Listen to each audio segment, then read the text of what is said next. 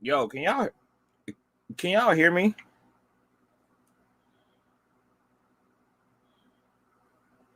Yo, can y'all hear me? Y'all can actually. I don't know why y'all can't hear everything else though. Hold on.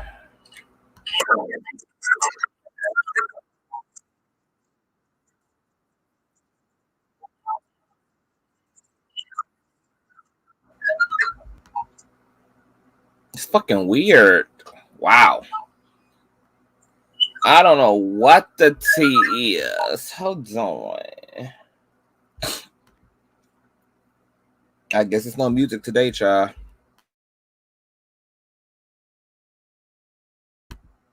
Something is going on with StreamYard where the music situation is like, or like sharing a screen or playing something from another window is causing some issues. Hold on.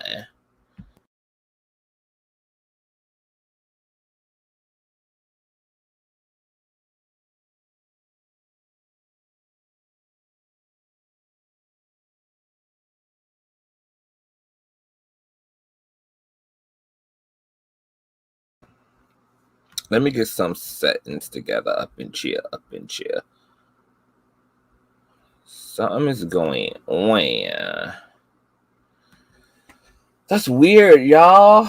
Something is going on. Can y'all hear the music?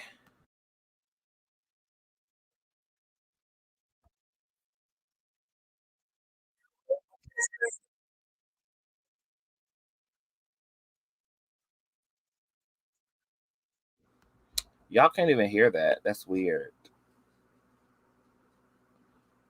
That is very weird. I don't know what's going on with StreamYard. She been acting like she ain't giving no problems to retrograde, but like something is going on with Miss Mama's honey, and I'm about to recollect on my motherfucking $25 because I'm not paying this heifer to be of no good, girl. She can't cook, she can't clean, but yet she want this motherfucking ring, bitch. This whole thing, she Cardi B, honey, but she about to run me my coin, and I'm about to run them divorce papers to Miss StreamYard, girl. It's too many other third-party software programs, girl, that don't give me any of the things. YouTube crashed. Crashed where? When? How? What happened? YouTube crashed. When did YouTube crash? Girl, I be missing everything. See, the Lord be protecting me, child. Jesus. I see the shadow period gonna be a hot mess too then. Grah. Oh my, it's because it's been up all day. What's been up all day? What y'all talking about? That's weird. God, I'm about to look into some things. Child, why y'all didn't tell me this? I ain't know what had been going on. Anyway, girl, I guess we just gonna have to thumbs up the video. You got a thumbs up the video. Thumbs up the video. You got a thumbs up the video. JT, pink pussy, pink with thick ass, you got a thumb up the video, boo. Okay, it's almost 300 of y'all in the building. You gotta thumbs up. Girl, sometimes it don't be YouTube crashing. Sometimes it be y'all cell phone company rendering the services insufficient because you ain't paid your bill. Okay, some of y'all be wanting to blame it on YouTube, girl. It be that late payment, girl. It be that missing payment. It don't be no.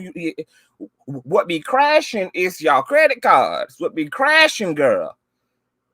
Okay, it's the auto pay system, girl. That ain't got nothing to pay automatically with, honey. Okay, you got to put money in the machine, in the bubblegum machine, child, to get a prize. Okay.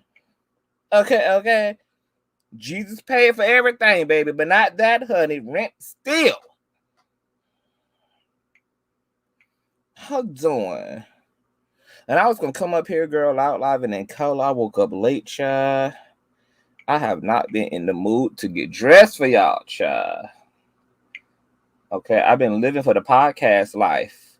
Okay, oh, y'all doing so wonderful on these thumbs up. Thank y'all so much. So thumbs up the video, child. We got almost 200 likes on the video. Please thumbs up, because when you thumbs up a video, not only does it help the algorithm system, it also triggers up the notification system. Because for those of you who don't know, YouTube only sends out notifications to 10% of your subscription or subscriber count. Okay, so when you thumbs up a video, this translates to YouTube as a video that is desirable, and then YouTube sends out more notifications to other folk who are subscribed to the platform so they can pile in and have a live experience with us. So thumbs up. Please always do that when you enter into the building. This is greatly appreciated. Also, if you're new here, make sure that you subscribe, girl, because if I like it, you're gonna love it here. And speaking of subscriptions, shout out to all of the new subbies, girl. The subscriber count keeps jumping up, girl. 100 subscribers per damn day. So we are on our way fast and quick to 40K, child. Then to 80K, girl. Then to 120K, girl. Then to 200K, girl. Then to 500K, girl. Then to 1 million. And we really gonna be giving them hoes that work. Okay. So shout out to all of the new subbies. Make sure that you subscribe here. Also, make sure that you have your notification bell set to all, because you never know what day or hour the king shall be king. And I get random bouts of divine inspiration to come up here, y'all. So it can be anything from 7 in the morning to 3 in the morning to 2 in the afternoon to 7 in the evening, girl. You know, just whenever the Holy Spirit calls, girl. You know, work is honest and it pays the damn bills. Okay, the worth the fucking I need. But shout out to Funky and the Fox Soul family, child. Also, if you don't mind, please share the stream out, because we do not do monogamy over here, girl. We have an old nasty piece of polygamous and polyamory relationship going on and community going on. So there's enough CTV to evangelize and to share and to go around, child. They already calling me a prostitute, girl. So do you know? Just put this hoe to work, girl. Put her on the stroll and let the folk know where they can come and get served good old content, girl, and digital coochie, child. Okay, bring them all over here, girl. However you got to sell it to the people, girl. Sell it to the people, child. Even if you got to tell them that it's a click in the view and a piece of coochie in as a reward base, girl. Okay. However you got to market it, child. And with no further ado, let's go ahead and push to hell. on through. Okay. I know a place where you can recharge your soul. Baby, that's Consciouztv. And in the midst of brokenness, he gon' see your asshole. Baby, that's Consciouztv. You gon' heal, you gon' laugh and catch a little shade. Ooh, girl. Y'all know he be slaying, y'all better stop playing. Come hear what he's saying. Ladies and gentlemen.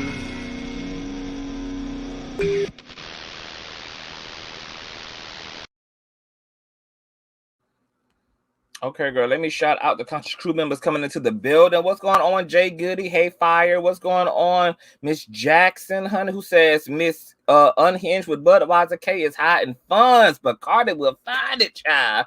What's going on, Ebony? Hey, Phillip. What's going on, Renee? Hey, Shock Vader. What's going on, Cypher? Hey, No Struggle Love Allowed. What's going on, my moderator and usher, Lady Royale? Hey, boo. What's going on, Kiwana? Hey, Sherry King, new to the church, drama alert. Oh, yes, girl. So we got other bald-headed news to get into as well, girl. I guess Bishop Blackhead plans on being the gift that keeps on gifting, girl. So if we have time tonight and the Holy Ghost gives me divine inspiration, we will be there back, girl, to get into some teams, shy. Okay, what's going on, Sherry? Okay, Cherry, I will check my emails. Hey, boo. What's going on? Hey, Miss BO3. What's going on? The Cat's Den. Hey, Auntie Trisha. Hey, Always. What's going on? Hey, Mind, Body, and Soul. Hey, Sanja. What's going on, Toady? Hey, K-Brat. Hey, Texas D. On period. What's going on, Asia A? Hey, Kings and Queens. Hey, Mistress Monica. Hey, Red. What's going on? Hey, Nakia. Hi, ZT Hill 30. What's going on? Hey, Shola. Let me put my phone on mute, chat. What's going on? Hey, Miss Wallace Jackson. What's going on? Gail Willie Ford. Hey, Miss Old Nasty Piece of Lisa in the building, chat. ZT Hill 30. Unfinished Business. Hey, y'all. What's going on, Red? Hey, Goddess Raw. Hey, Sandra. What's going on? Monique Miller. Hey, Ian Gardner. Hey, TD. What's going on, Crystal Light? Hey, Miss Kiki. What's going on, Miss Bell? Hey, Shanta. What's going on, Gigi? Hey, Erica. Hey, T-Ray Frazier. What's going on, Nadine? What's going on, Always? Hey, expensive kitty girl. Oh, nasty piece of expensive coochie, child. What's going on? Hey, Erica Johnson. Hey, Nicole Slaves. What's going on, boo? Hey, Sharon. Hey, Shonda. Hey, Gabriella. What's going on, Simply Sean? Hey, Perfect Moon Jamaica. What's going on, Carrollton Hall? Hey, T-Talk with Shay. What's going on, Maria? Hey, Warner White, Gail Williford, Carrington, child. Oh, y'all up in that building. What's on your mind? Blame Society, child. Mistress Monica. Hey, Amy. Hey, everybody. It's a lot of y'all, okay? Shout out to all 400 of y'all coming into the sanctuary, girl. Okay, and also shout out to, oh my God. So you guys are already throwing bundles on a king, child. Hold on. Shout out to my contributors and my baby mothers, honey. Shout out to Ashley. Shout out to Teresa. Shout out to Deanna for sowing your seed. So speaking of sowing y'all seed, guys. So this is what's going to happen. So my birthday is next month, right? And if there's anything that you guys want to do for me for the month of November, and we can wait till the month of November, is I just want you guys to just send me a donation in November, because what I want to do is use those funds to literally, there's a particular camera I want, because Larry already brought me a brand new MacBook, girl, okay? There's an old nasty piece of live streaming camera that I want, girl, that's giving 4K, girl, Illuminati HD, and I want to transform a bedroom. I semi-transformed a room in my home to my social media room, but I want to make an entire space for my social media. To be honest, I want to get a Storm and Row setup. I love his setup in terms of like the desk and all of that, so that's kind of what I'm giving, girl. So I'm gonna need paint, I'm gonna need furniture, I'm gonna need cameras, I'm gonna need all of that. There's no specific amount, but for the month of November, if you want to do anything for my birthday, just hit the Cash App and hit the PayPal, and I'm taking that money and revamping my entire fucking set because I am going to give the girls hell. Like, I am ready to raise fucking hell, girl. Ever since I came off my vacation, I have just been very passionate. I have been very serious about my content. The growth of the platform took a quantum leap when I came back, and I just feel spirit calling on me to just go in and put both feet in and just really fully commit to this thing. So that's the spirit that I'm in, and the fact that the Lord is allowing us to see the fruits of our labor. It's no telling how much of a quantum leap we're going to be able to make as we continue to do the work to get the reach and the influence and the brand where it needs to be. So my mind is completely about investing in this craft. I'm here for it, and I love you guys, and I thank you guys in advance. And yes, that's what a Scorpio will want for the month of November. All of my donation information, including Cash App and PayPal, is in the description box below. Moderators, if you guys could rotate that for those who are interested. Once again, this is something particularly that I want for my birthday, okay? So my birthday ain't until the 15th of next month, so we can start the birthday crowd fundraising in November. That would be a dream come true for me. I'm just ready to get it over with. It's been on my mind forever, and I just need to fully commit to this process because this is clearly what I want to do for the rest of my life, which is be a professional commentator, eventually end up on the Foxos and syndicated television and daytime TV, and with an amazing flourishing podcast. And this is just where I am, girl. I'm talking about books and all. Like, I gotta get it. I gotta get it, girl. So we on it. We on it, honey. Okay. Nonetheless, we are here to get into other things, okay? And that is Miss Unhinged with Budweiser K and Cardi B, girl. Okay. So the saga continues in other Cardi B feuds. Aside from beefing with all members of the Super Freaky Girl remix, it has not distracted the Bodak Yellow rapper from what the federal courts has decided YouTube commentator UnwineWithTashaK K owes her, which is almost a whopping $4 million due to a defamation lawsuit won by the raunchy raptress, girl. Okay, so you guys know that Cardi B recently went and motioned the courts to garnish Tasha K's wages, girl, and found less than $2,000 in her Chase bank account. Okay, we're not going to go through all of these papers, and shout out to the street committee for such and sending me such. Okay, but as you guys see here, okay, the motion for stay pending appeal, etc. This is Miss Cardi, honey. Okay, she's coming for her coin, and she wants a the plaintiff is entitled to a supersedeas bond for the full amount of the amended judgment, girl. Okay, pushing that paperwork. Remember a few weeks ago when Unhinged and Cardi B was kind of trading some things on the social medias, and Cardi B said, "Bitch, wait until Friday." Well, this is what Friday was, girl. Was her having her lawyers to push for the garnishing of Miss Hinge's wages, girl. And as you guys see here, you see what that amount is? Almost $4 million. Okay, $4 million. Cha. Woo. Okay. Now, before we go any further, matter of fact, to hell with that. Okay. Almost $4 million. Okay. Cardi B is saying, run me my money back on period. Okay. But let's get into BET.com that gives us a more formal description of what took place. Actually, this is from Yahoo.com. Okay.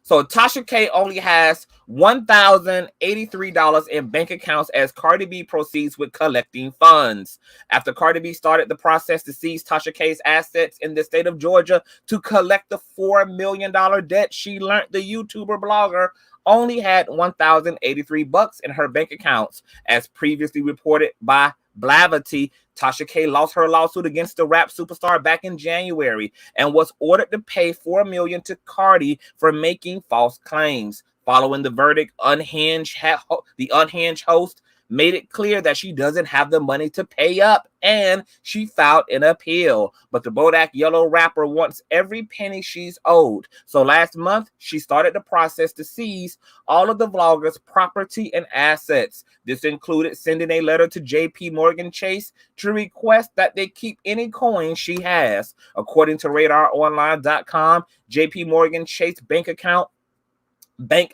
recently notified the mother of two that Unhinged and her company, Kiwi Studios, only has $1,083.02 in their account. This won't even put a dent in the $4 million that is owed. Since the 40-year-old's livelihood is on the line, Unhinged has filed an appeal of the judgment that is currently pending. The vlogger is hoping this will hold off any possible collections. As Blavity reported last month, Unhinged has the streets wondering if she ran to Africa to escape paying the WAP rapper. The vlogger hopped on Instagram to clear up rumors, explaining that she was learning about the content while on vacation. She told her viewers that she would share a vlog of her new life in Africa and dropped the first episode documenting her journey a week ago. Now, you guys know that Unhinged also recently, came through with a video basically taunting Cardi B, where she was in front of the Chase banking institution and took the last $1,083 out of her account and said she's going to give it away to an old nasty piece of wino by putting together some type of raffle, okay? But she's going to give it away because she says that she's sure there are other people who could put this money to use than her, even though she owes $4 million. So it was a blatant disrespect and mockery of Cardi B that's only going to send Cardi B's wig into a motherfucking pigeon knot. Okay? Well, there's some narratives that have been playing out in these streets as it relates to what's happening. Did Tasha K go to Africa, where she also renewed her vows allegedly and took a vacation at the same damn time? And it's allegedly that she put $750,000 into an African bank, where she allegedly also did a video basically slamming the African banking system that she dropped this money in, saying how rude and disrespectful they was. I don't keep up with Unhinged, so allegedly also there was a short where she allegedly was going in on how poor Africans are in the country and all of this. She later deleted the video, etc. Girl, it's a lot of hot mess going on. So we don't know anything for a pure fact as it relates to where Miss Kiwi, where Miss Unhinged with Hennessy K is maintaining, any of her assets, girl. Okay, are they in Africa? Are they in Europe? Are they in Asia, bitch? We don't know, girl. Okay, are they wrapped up in some type of goddamn ancient paper in a cave in Nigeria, girl, awaiting for discovery in 1,000 years and then converted into a damn religion? We don't really know. but we can suspect, right? We know that she done moved the money because we know she got more than $1,000 damn worth of income, clearly, okay? But one of the narratives that is going on is that Miss Unhinged is money laundering. And once again, make sure that you guys are liking the video all the way up, okay? Money laundering. Tasha K is not money laundering, okay? That is a term that keeps going around on social media as it relates to the way Tasha K is moving around this judgment. Money laundering is the concealment of illegally obtained money.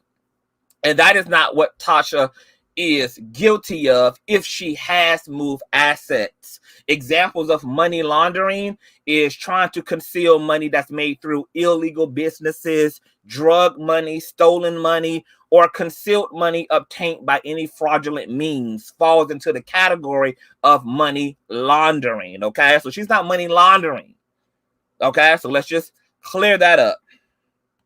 Also, the garnishment, the fact that Cardi B was able to move forward on garnishing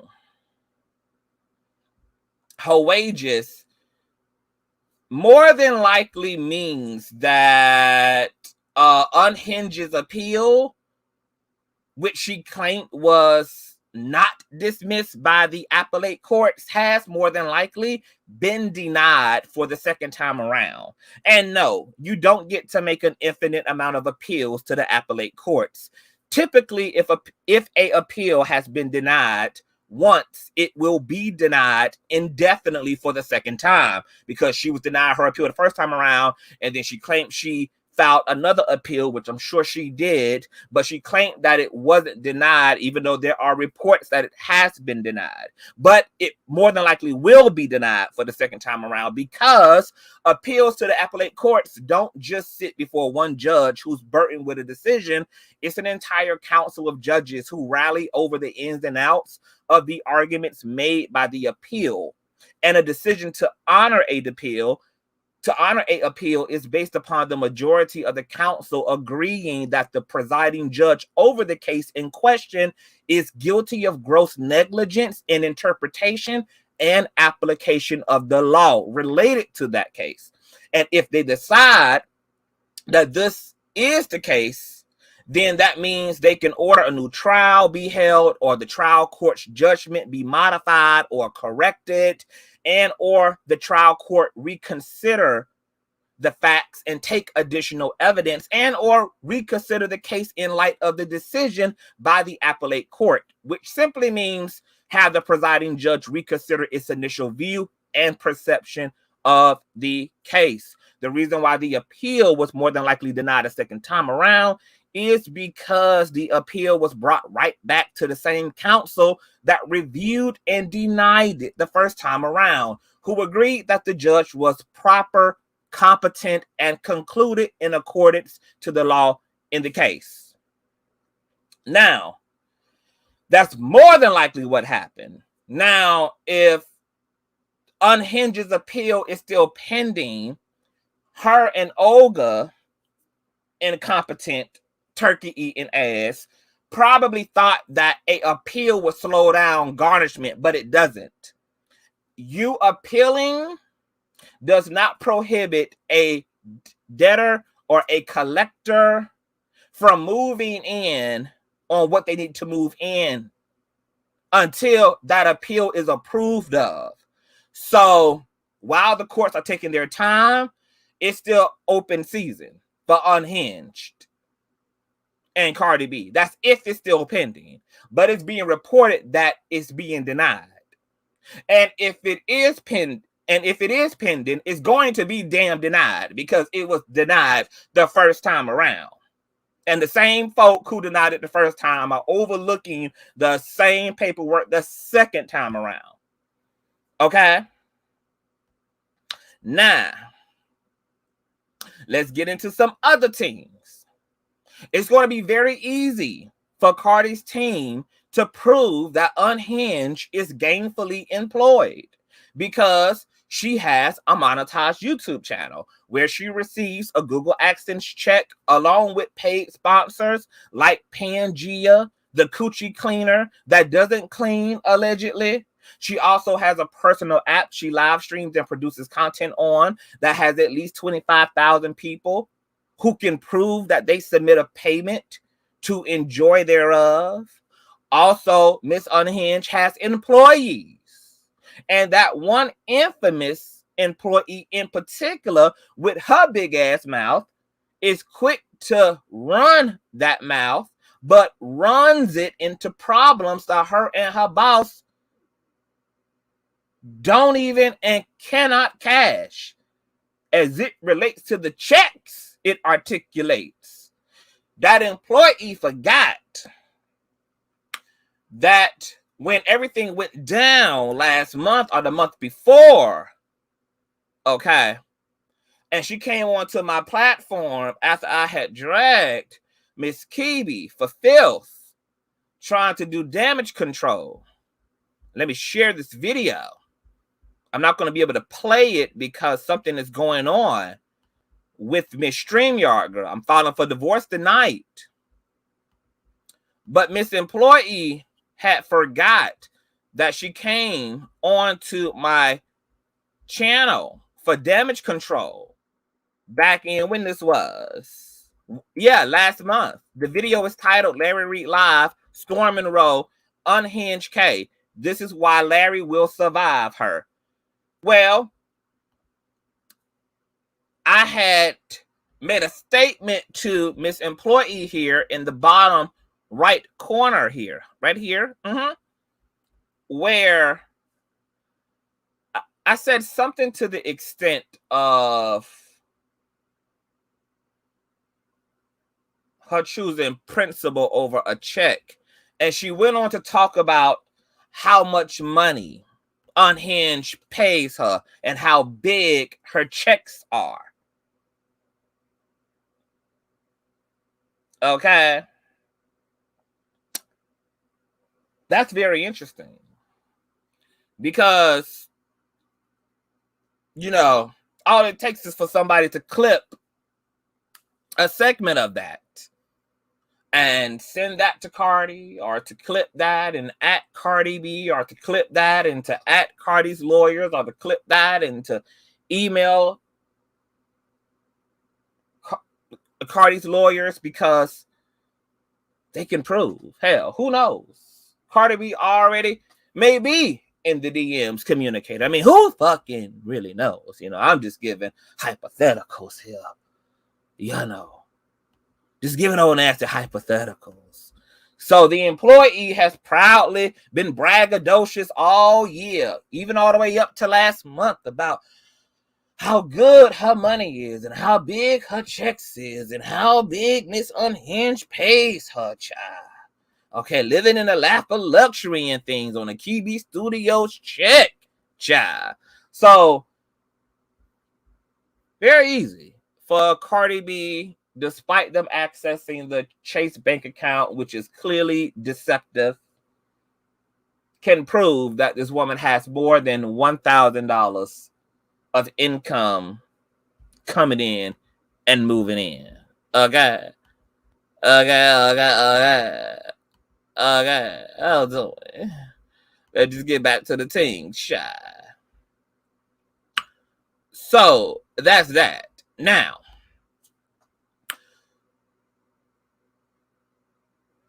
moving her assets.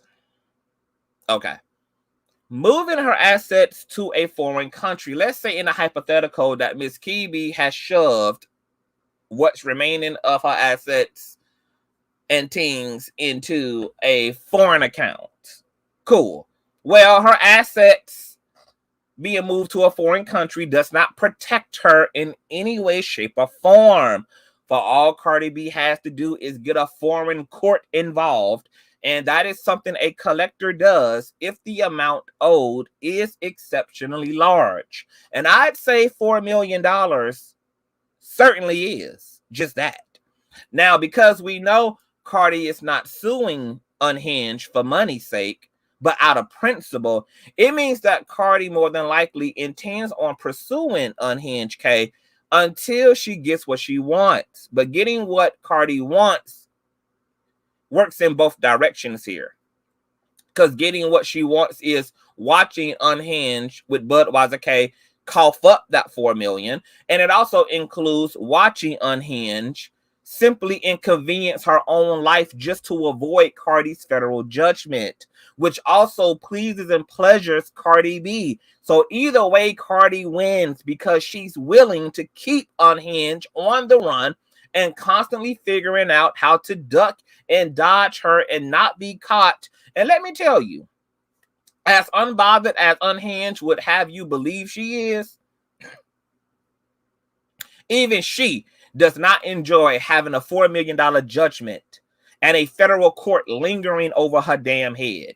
Moving from state to state, shifting assets, etc. is something that no one enjoys, even if they're willing to do so for the sake of self-preservation. So no, Unhinged K is not enjoying this, okay? But like all narcissists, she will commit to a about face for the sake of her pride while drinking herself to sleep when the cameras turn off because, well, that's the way writing a check your ass can't cash goes, okay? Now, even though Unhinged, yeah, Cardi essentially has already won. She won from the moment the judgment came, because now Tasha K will have to pussy pop and cut all types of cartwheels just to stay off the radar and all of that. And she's going to be having to do all of that because of Cardi B's federal spirit haunting her ass, okay? So Cardi B has won in essence and won in spirit, okay? I do not want y'all to make any mistake about it, that this is about money, okay? Cardi B has a feature right now that's in the top 10 billboards, getting paid, okay? Cardi is applying the pressure for the hell of it. She got the time, she got the wherewithal, she got the bandwidth, and even this pleases Cardi B, okay? Her running her ass intercontinental, her catching banana boats to the shores of the Congo, girl. Her Cardi B knowing that Kibi is having to sit down with her team and figure it all out, which takes time away from her producing content, takes time away from her family, takes time that she could just be living in peace. But instead, she's got to keep being the mouse as Cardi is acting as the cat in the chase. And that is also psychologically and emotionally gratified for Cardi B, I would suspect.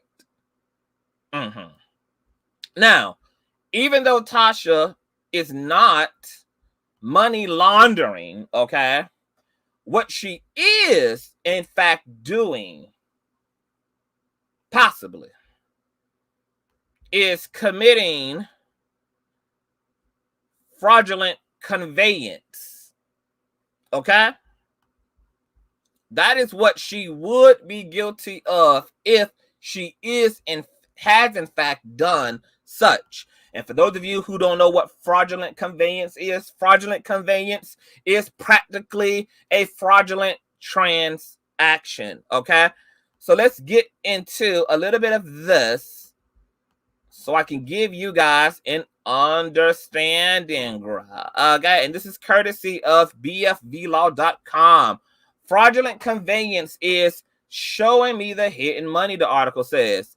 Not so sure about fraudulent conveyance? Consider this. You're a business owner and a customer owes you a substantial sum. You sense the customer is not going to pay and suspect the customer, individual or business, is shedding assets. You're evaluating options. What do you do? Where did the assets go? Is this retrievable? Is the retrievable uncollectible? Are you stuck? Your answer may lie in the Voidable Transaction Act. And ironically, where this case took place in Georgia, Georgia just adopted the Georgia Avoidable Transactions Act, a model statute followed by numerous states. The act prohibits transfers made with the intent to hinder, delay, or defraud any creditor of the debtor, also known as a fraudulent conveyance. The act is not the exclusive remedy of a creditor. Rather, any traditional remedy or relief that existed before the act was passed remains intact. What does the act cover? The law applies to any asset of a debtor. In other words, the law's use of the word asset or property can be anything that may be the subject of ownership. It can be an income-producing property, such as a commercial building, which can include both the real property as well as the revenue stream generated from lease interest. Who does the act protect? A creditor is an individual or entity who has a claim. Importantly, one's claim does not need to be reduced to judgment. It does not even need to already be an existing lawsuit. Rather, a claim is very broadly considered and includes any right to payment, whether liquidated, unliquidated, contingent, disputed, or undisputed. Most claims under Act must be filed within 4 years, although there is one subset of fraudulent conveyance claims that has only a 1-year statute of limitations. The various statutes of limitations points out the need for any creditor who suspects it may have a claim under the law to be vigilant and proactive. Who can be sued under the Act? If a transaction is determined to violate the Voidable Transfers Act, the creditor has a possible claim against both the transferor, the debtor, and also the transferee, the recipient of the property transferred. Creditors would be wise to analyze their rights under the Act in pursuit of a debt. This could be as simple as a financial institution seeking recovery of a promissory note, or in a more complicated scenario, any business or business owner seeking payment under an agreement where it suspects the debtor may have taken steps to make collection efforts more difficult.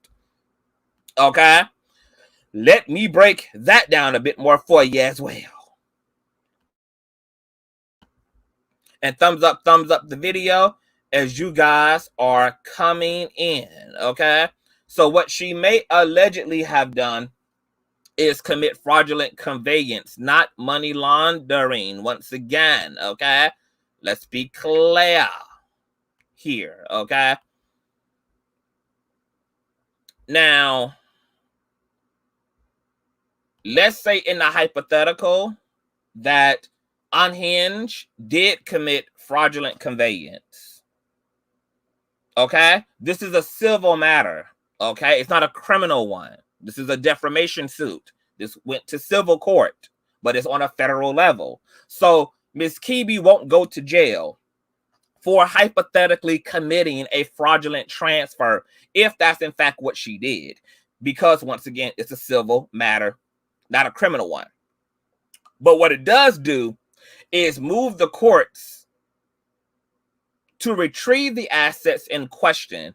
That can lead to a lot of relational issues between Miss Unhinged and those whom she transferred her assets to, whether that be friends, families, institutions, clients, buyers, etc., because the courts will place an order against them and also drag their asses directly into this matter, forcing them to return assets, money, etc., and even sue them and make them liable for the value of the properties and assets that are subjected to the courts. Okay? So it's a very consequential task. Okay? Extremely.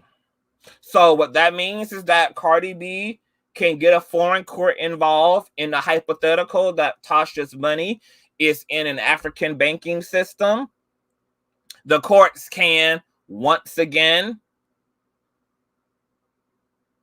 motion for that bank to give up those assets. The debtor and collector can still retrieve that money, because going to different countries does not absolve your debt in America. Okay? Now, a foreign court does have to delegate over rather to take up the matter. So it's a 50-50 shot. But if a foreign court decide that they will comply and grant access to the collector, then your black ass is in the same American bald-headed bullshit that you were in when you were a citizen, or when your assets were a goddamn citizen of the country. Okay? So moving the assets does not stop American collectors and debtors from collecting. They can get a foreign court involved. If she, in fact, committed fraudulent conveyance, which is an act you commit after knowing that your assets are going to be at risk,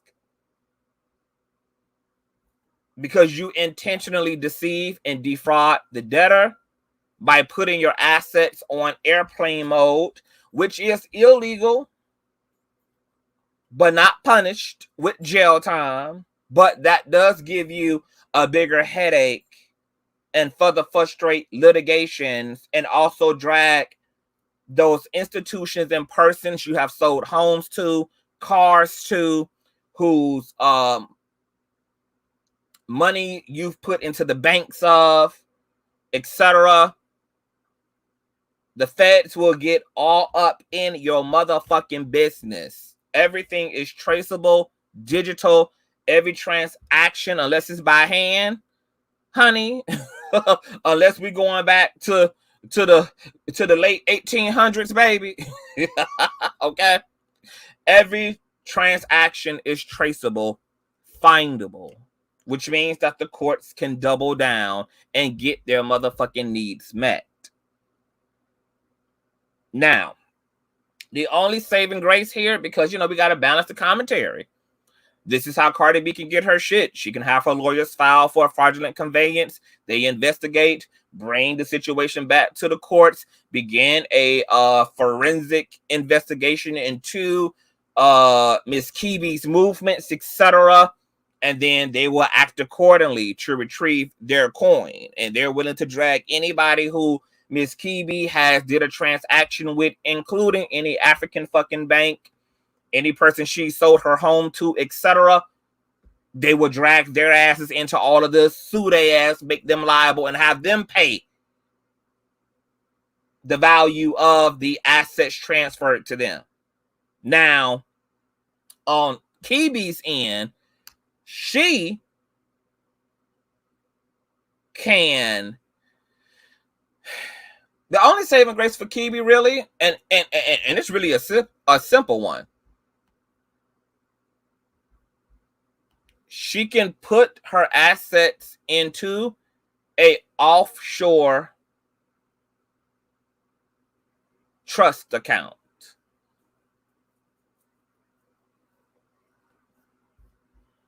Many people do this.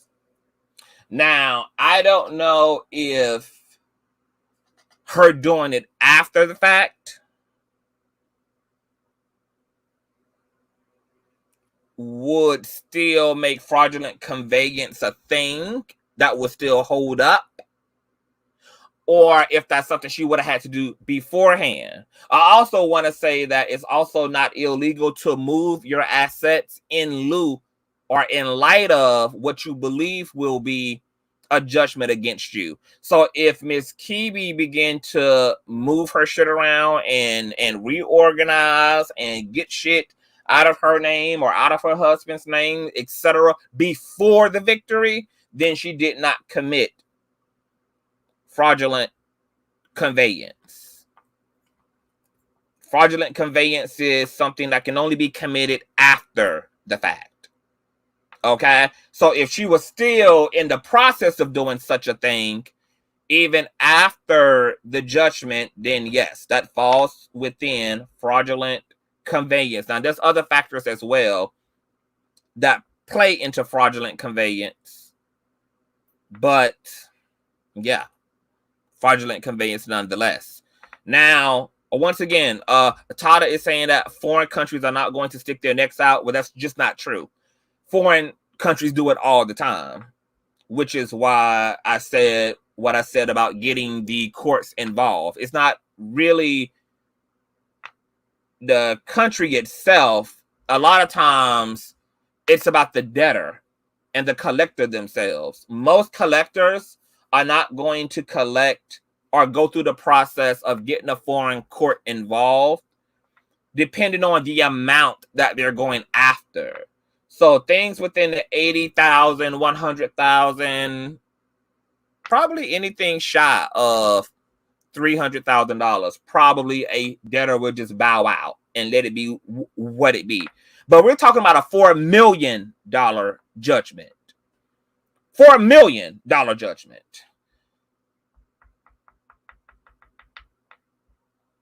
That's certainly something that a collector and debtor will pursue, even internationally.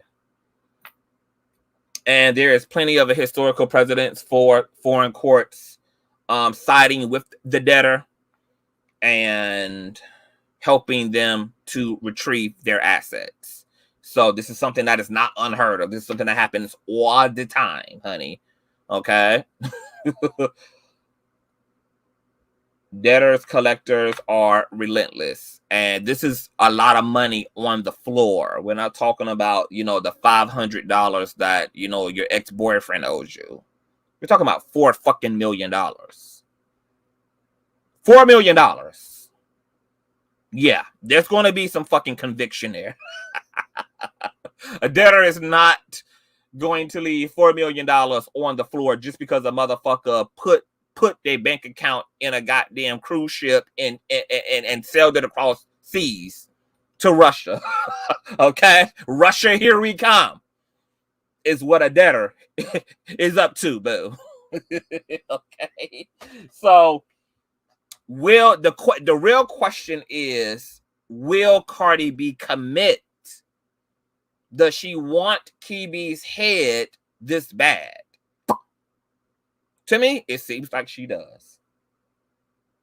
Because she is built with the spirit of petty. Okay?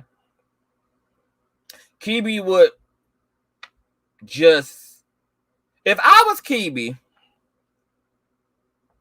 I wouldn't do this to my life. I wouldn't do this to my family life. I'm not about to be moving shit. I'm not about to be flying intercontinental. I'm not about to be hiding shit in volcanoes and tree houses. And it's just not even that fucking deep, honey. Okay? I would make I would have the courts put me on the most bare minimum payment plan.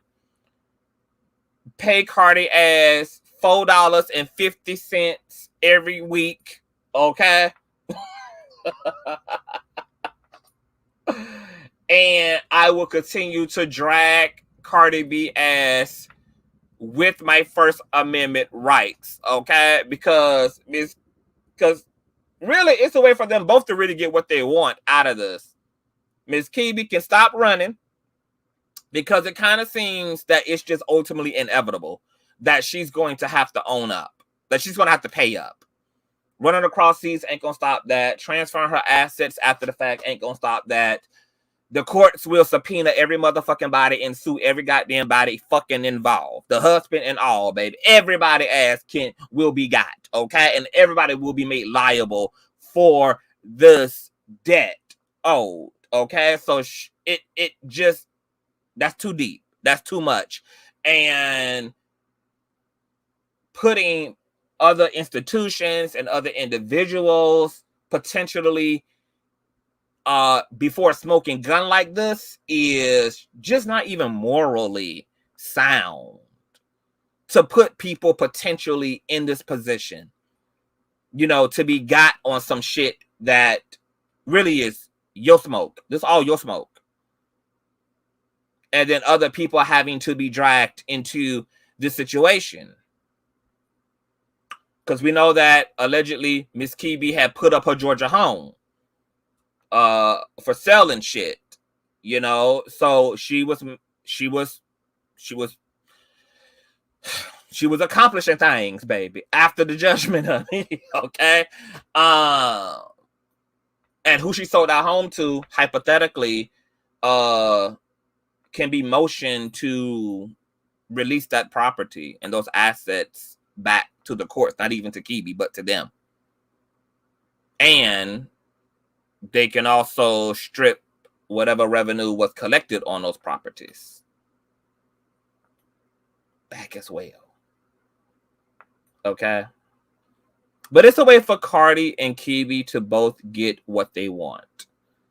She can get on a bare minimum payment plan and just live her life accordingly and just pay whatever that minimum is.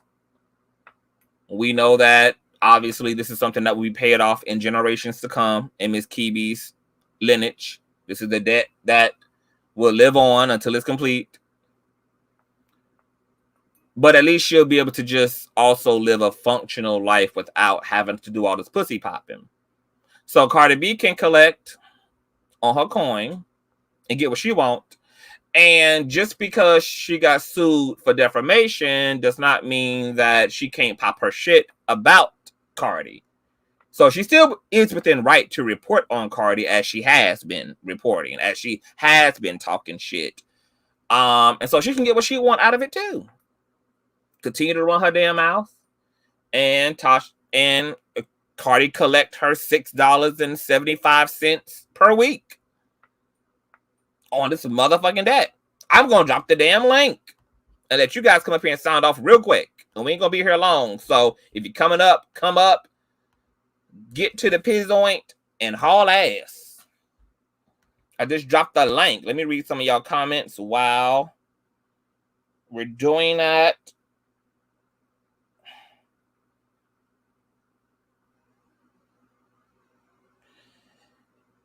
And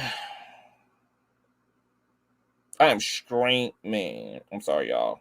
I'm reading a text message.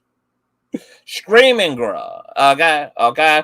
All information cited here. You can go find on any legal website, etc., any law firm, etc. These are like misconceptions. Like, you know how there's a thing called a Christendom, which are just like mythologies and sayings and beliefs that the church has, but that are like incongruent to the scriptures. But that's kind of how like some things are with the law. Okay, there's been like just a cultural belief around moving your assets to different countries and shit. That does not stop it. Get into your history books and get into the actual law. That does not prohibit a debtor, okay, at all. I want to welcome Sydney Monette, E for the defendant, Queen Barbara. Somebody got some feedback going on. But welcome to the platform, Sydney. What are your thoughts on garnishment and all of these things? First of all, I'm trying to figure out where was Tasha's husband the whole time when she was doing this, because ain't no way in the world. So your husband just gonna let you just take all of us down? Well, you know, if you read the transcripts from the trial, I mean, ultimately, I mean, he testified against her and testified to his defense. No, Kiwi Studios would have been shut down. Everything would have been down. So that's the argument that a lot of people was making, is that like, why didn't he put his foot completely down? But to his defense, he did encourage his wife again. Okay, hold on. Somebody got a lot of noise in the background. This is a live stream, so mute your phone if you're going to be doing A, B, C, D, F, and G in the background.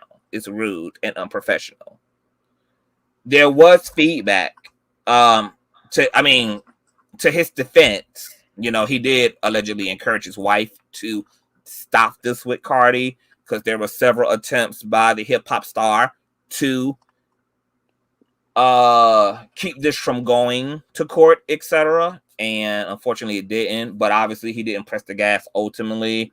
That's what I mean. Because I'm just saying, ain't no way in the world that you be doing all this in my house in the base and you about to mess up the church's money.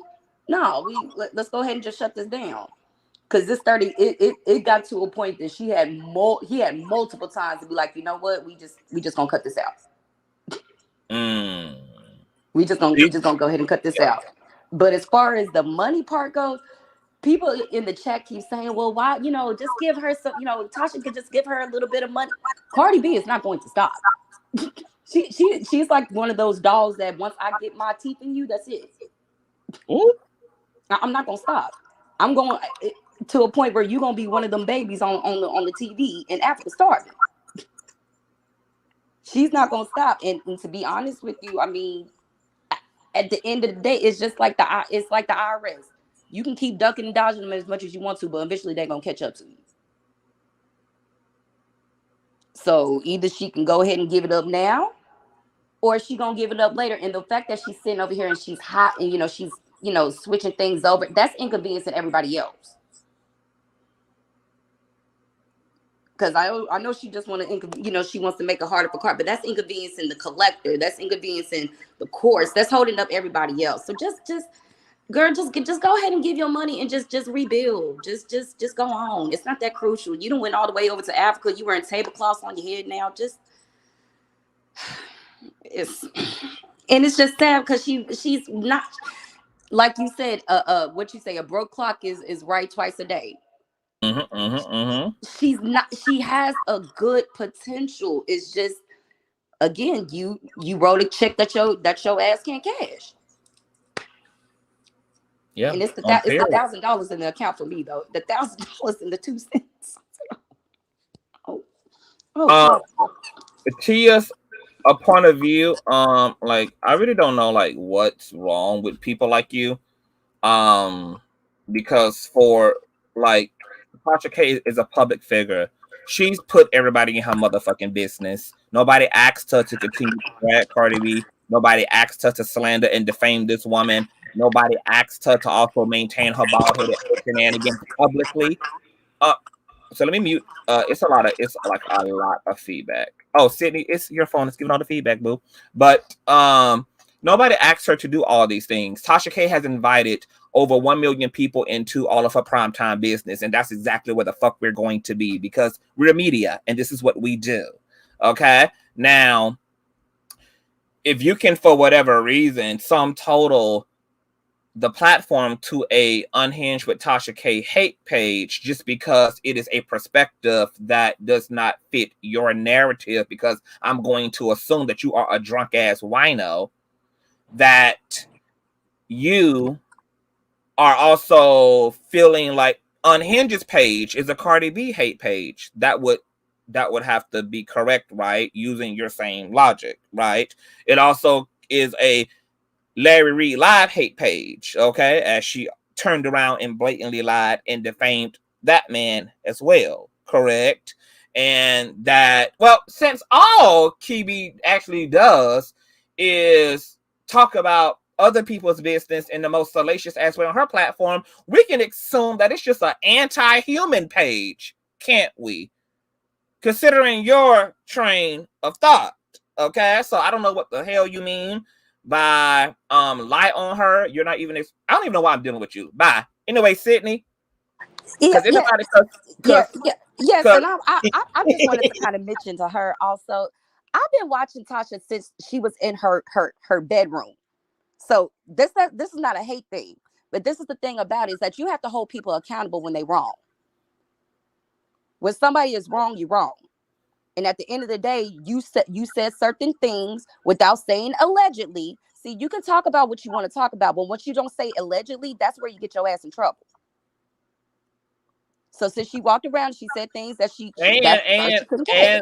And let's also be clear, allegedly does not save your ass. You can say allegedly all you want, but if you have actually defamed some damn body and slandered somebody, allegedly doesn't save you after the fact, because technically Miss Kibi has allegedly in the description box of all of her commentary. It did not save her. Her comments were injurious. They were problematic. Mm-hmm. The courts recognized, and they were just tasteless. They were just tasteless. They were just. It was out of hate. It was very hateful. And then, according to the transcripts, Miss Kibi admitted that she knew the things she was saying was not true. She did them for the sake of entertainment and felt like if at best, if Cardi B was injured, that she could afford to get therapy for it. And to who the girl who was whoever made that comment, if that's somebody that you feel like you can continue to keep listening to and you can keep putting your energy into, that's on you. But me personally, with me and what I'm going to watch and what I'm going to listen to, I'm not going to listen to somebody that's going to continue to keep spewing out hate and lies. Correct. And you want to continue to keep saying, well, this is a hate. No, on this page, we talk about truth. And this And that's the page is thing, not the only Sydney. topic And that that's we the talk thing, about on here. Sydney. I think it's, and see, and this is why I don't, and this is why I stay in my own lane, and I don't like fucking, and I don't really like openly kind of like, I know you stay in your own like, lane. I like to, because I can't fuck with the fan base of any one person because you can't tell the fucking truth. Because when me and Kiwi was on good terms and I was rallying behind her, you didn't have no problem with that. Even though I always criticized her for where I felt she was wrong and gave her roses for where I felt she was right.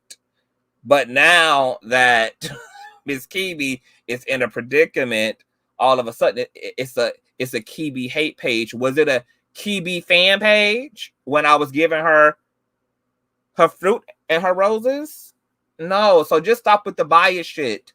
Some of y'all just don't have the capacity to criticize your favorite. Somebody can be your favorite and be dead ass fucking wrong. It's the same like when we do the Nicki Minaj talks. It's the same when we do the Nicki Minaj talks. You know, I was just thinking about that too, Sydney, how there are dumbass, indignant motherfuckers who are upset because I have the unmitigated audacity to criticize some of Nicki Minaj's behavior while also still playing her music and still using her lyrics. But what's so terribly immature and developmentally delayed and challenged about that attitude is that what you are essentially saying to me is that just because I voted a president into office that I don't have a right to criticize them, or just because I voted a politician into office doesn't mean I get to criticize them, or just because someone is my friend I also don't get to criticize them.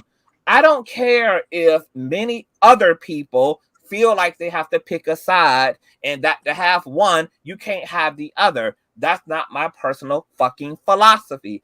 I can love you and check you in the same breath, and that will always be the way I give it up, for better or for fucking worse. And folk won't have to fucking deal with it. And if they don't, and sweetheart, if you don't like it, you can jump off. You only came on here because you saw Tasha K's name on the description. So you can go ahead and jump off. We keep them until they learn better. When is it my turn, King? Oh, I'm done, y'all. Hey, Miss Thank Barb, you, Sydney Boo, and a beautiful thoughts as well, Sydney. Thank you for that.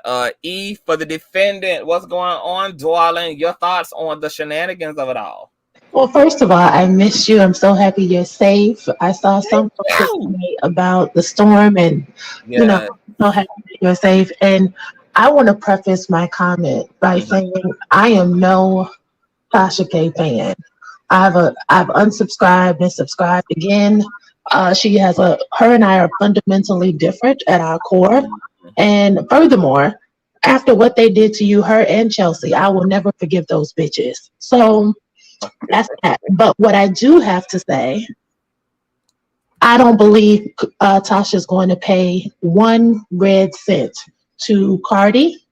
I believe if the law can catch up with her and find where she hid the money, by the time they do that, Cardi would have already spent the $3 million that she would have been awarded. She's already spent $1 million on lawyer fees. Let her tell it.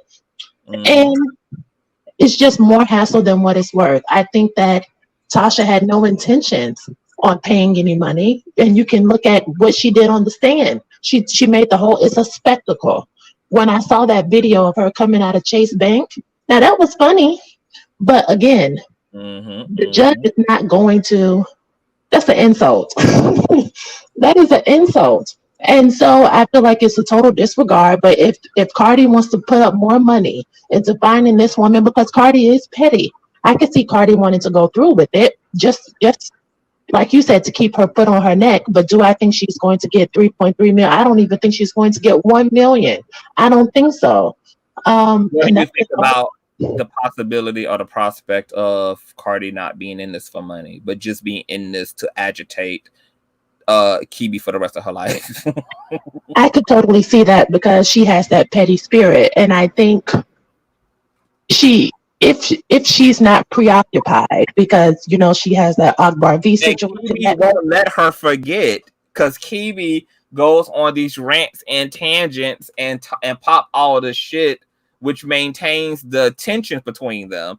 So it's not even something that Cardi B, because Cardi B is very immature. We just dragged the shit out of her ass the other day for all the shit she got going on Twitter with the remix queens of Super Freaky Girl, and she's emotionally stupid. And so Tasha willing to re-trigger her by continuing to talk shit and drag is going to maintain Cardi's commitment to also agitating the fuck out of her in return. It's like a eye for an eye, tooth for a tooth with them.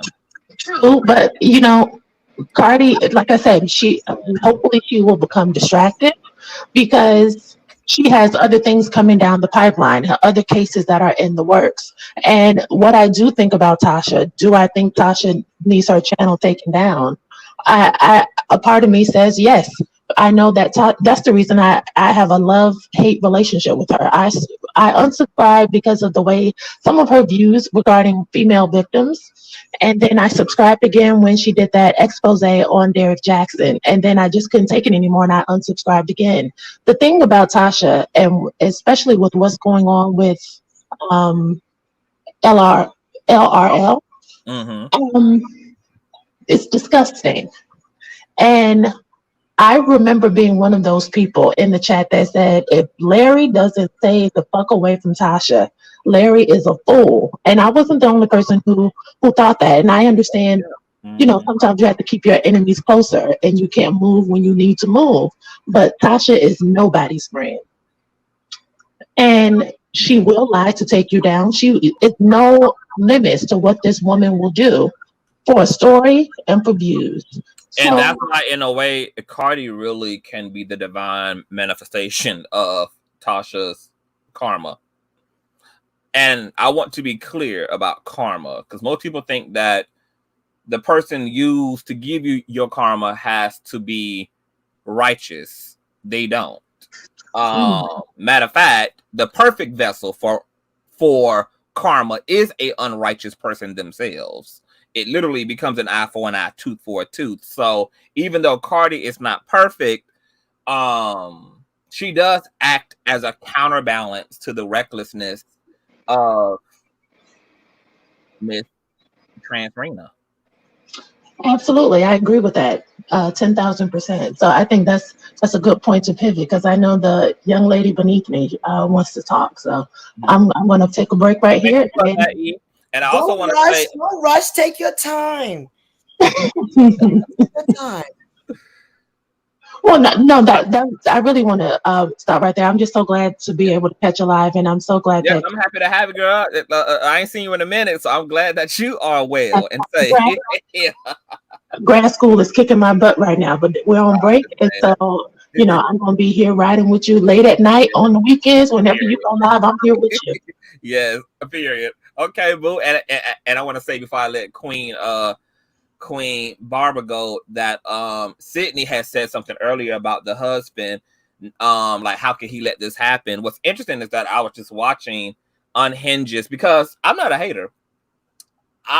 If she does content that interests me personally, I will still watch, like her interview with Blueface's mother. Yes. And I found it interesting that in that interview, especially toward the end, that she was like getting on Blueface's mom for pretty much emasculating her husband and not respecting her husband, who thought that moving in with Blueface and Krishan Rock was a terrible idea.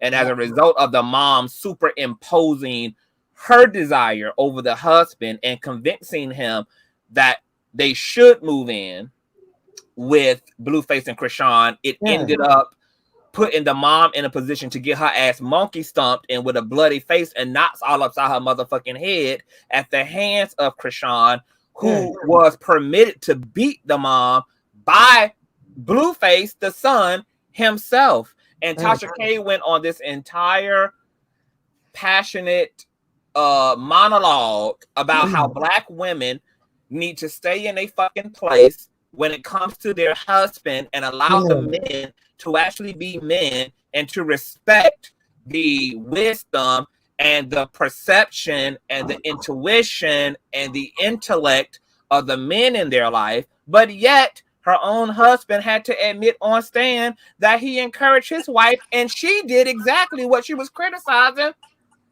Blueface's mom for doing, which is proceeding any fucking way. And now look at you. Because that's a narcissist. That's a narcissist. My mother did this. My mother does the same thing. I love my mother. I love my parents. But the way sometimes that my mother treats my dad, it's emasculating sometimes. Oh, Jesus, help me. And I love my parents, but my mother is a narcissist.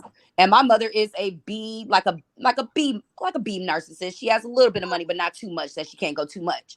But Tasha, since she got that money, that's a narcissist. Period. That's a narcissist. That's why she treated her husband the way she treated him. And I answered my own question, so I'm sorry about asking the question earlier. That's a narcissist. Thank you for that. Now, Queen Barbara, welcome to the platform, boo. I know that Cardi B is also your arch nemesis, so I can only imagine, child, what you about to give, honey. Go ahead and give it, child. Ooh, let me clear my throat. But first, let me talk about the birthday boy. Because, baby, my poverty ass is going to sacrifice. Oh, juicy. Oh, no. Oh, juicy. My No, poverty Queen. ass is going to sacrifice. No, Queen. No. Yes, I am. No. Yes, I am. I'm going to sacrifice for that birthday. We're going to get that room done. Let me breathe. Yes. Let me breathe first. Yes. Okay? Because, I'm Black Panther all the way. Okay? Yeah. Let me breathe. Jesus, help me. Jesus, help me. Okay, if we was not talking about a woman that took men in a hotel and drugged them, if we was not talking about a woman that was convicted of assaulting 2 other women, putting a head out on them, if we was not talking about a woman that bragged about how she went around and made money off of licks, which is in the same category as a prostitute,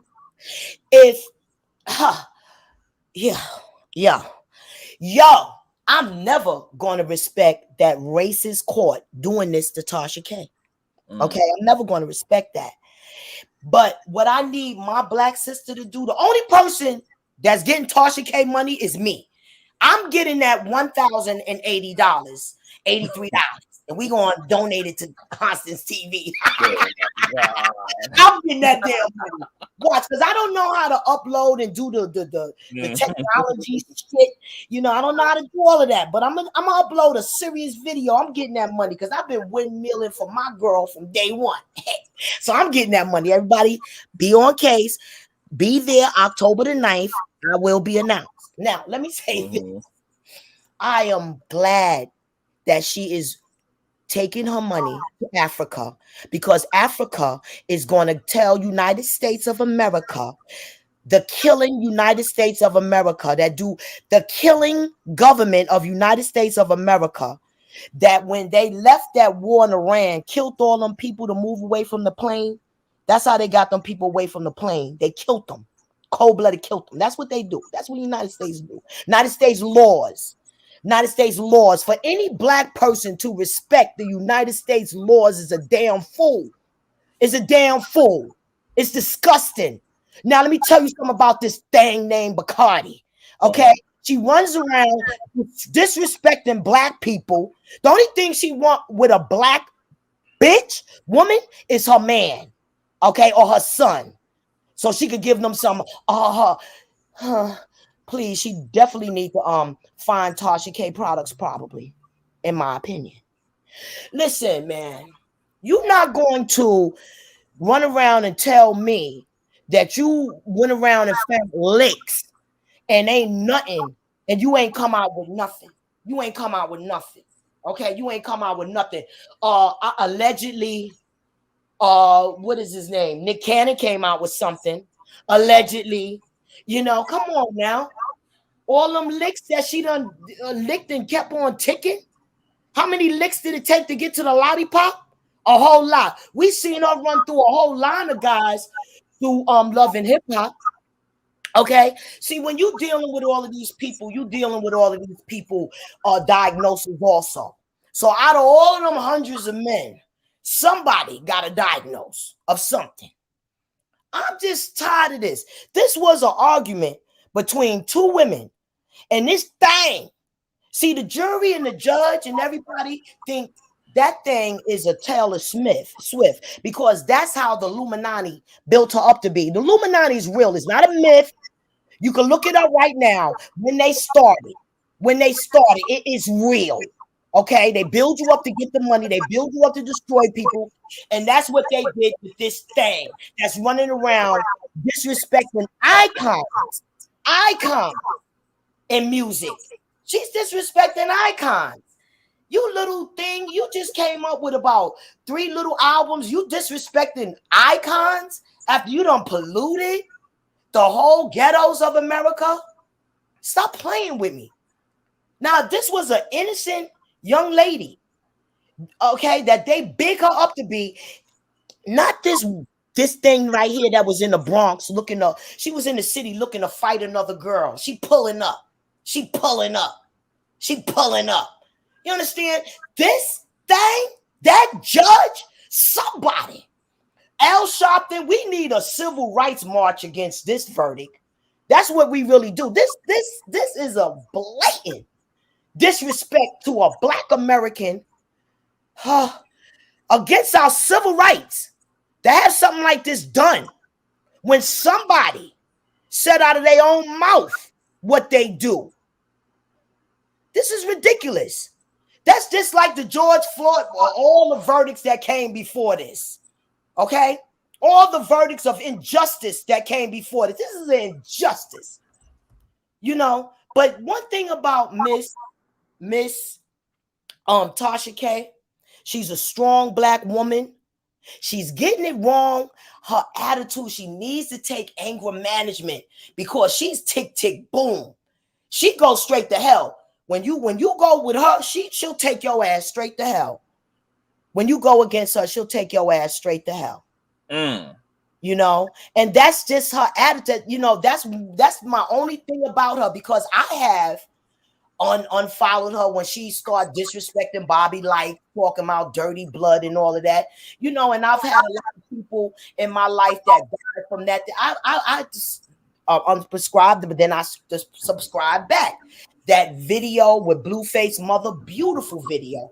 If she could keep her beautiful talent in the talent, you know, with the talent, you know, the world will be a better place. You understand? I'm looking at all of these major bloggers coming against each other like crabs in a barrel. Why can't we all get along? I'm on live. Don't let me have to cuss you out. I am. All right, I'm trying to get away from the baby. Can I get the food stamp card? Oh, you little bastard. This son of mine. I can't stand him. All right? I'm going to go to your high school and say that shit. Sterling, give me the food stamp card. That's why I said it's a sacrifice, baby. But anyway, gotta love it.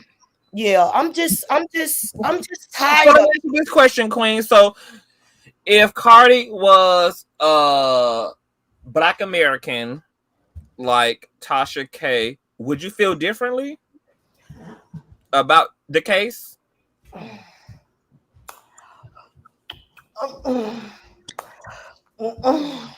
And Miss Barbara, I want to know your answer, because a lot of stuff that Cardi B used to do, I used to. You know what? You can accuse me of being a little prejudiced. You can definitely accuse me of being a little prejudiced. Well, that's honest. No, you know, I'm going to be fair on that. I'm just Black Panther. I'm just down with my Black folks. You know, I'm sorry. You know, and I just feel like this was Cardi B can rap, but she cannot read. You understand? Tasha K read her ass to filth. All right. So she used her. I don't appreciate Cardi using her money to just. Well, watch.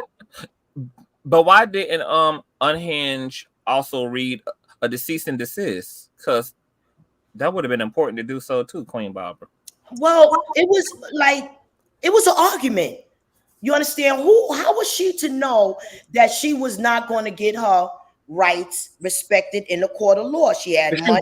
Because she's a black woman going up against non-black wealthy entity.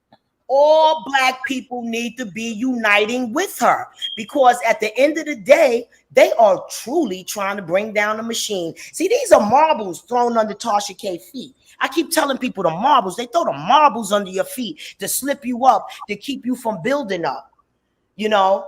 So like that good content. Let's go back to the good content, the interview of a blue-faced mother. You understand? You're not going to see that on CNN or what is that popular, you know, Fox Soul. You're not going to see this. She's blowing it up, you know? So it's all destroyed. It's all destroyed. You know, no, I don't want to. But how did you feel about, so I mean, moving Cardi aside, at the end of the day, the courts honored Cardi's plight. So now it's also a matter of Unhinged and the courts. Do you feel like her behavior is proper toward the courts? Yeah, I feel like she needs to disrespect that court system to the utmost. Yeah, definitely take your money and take it to Africa.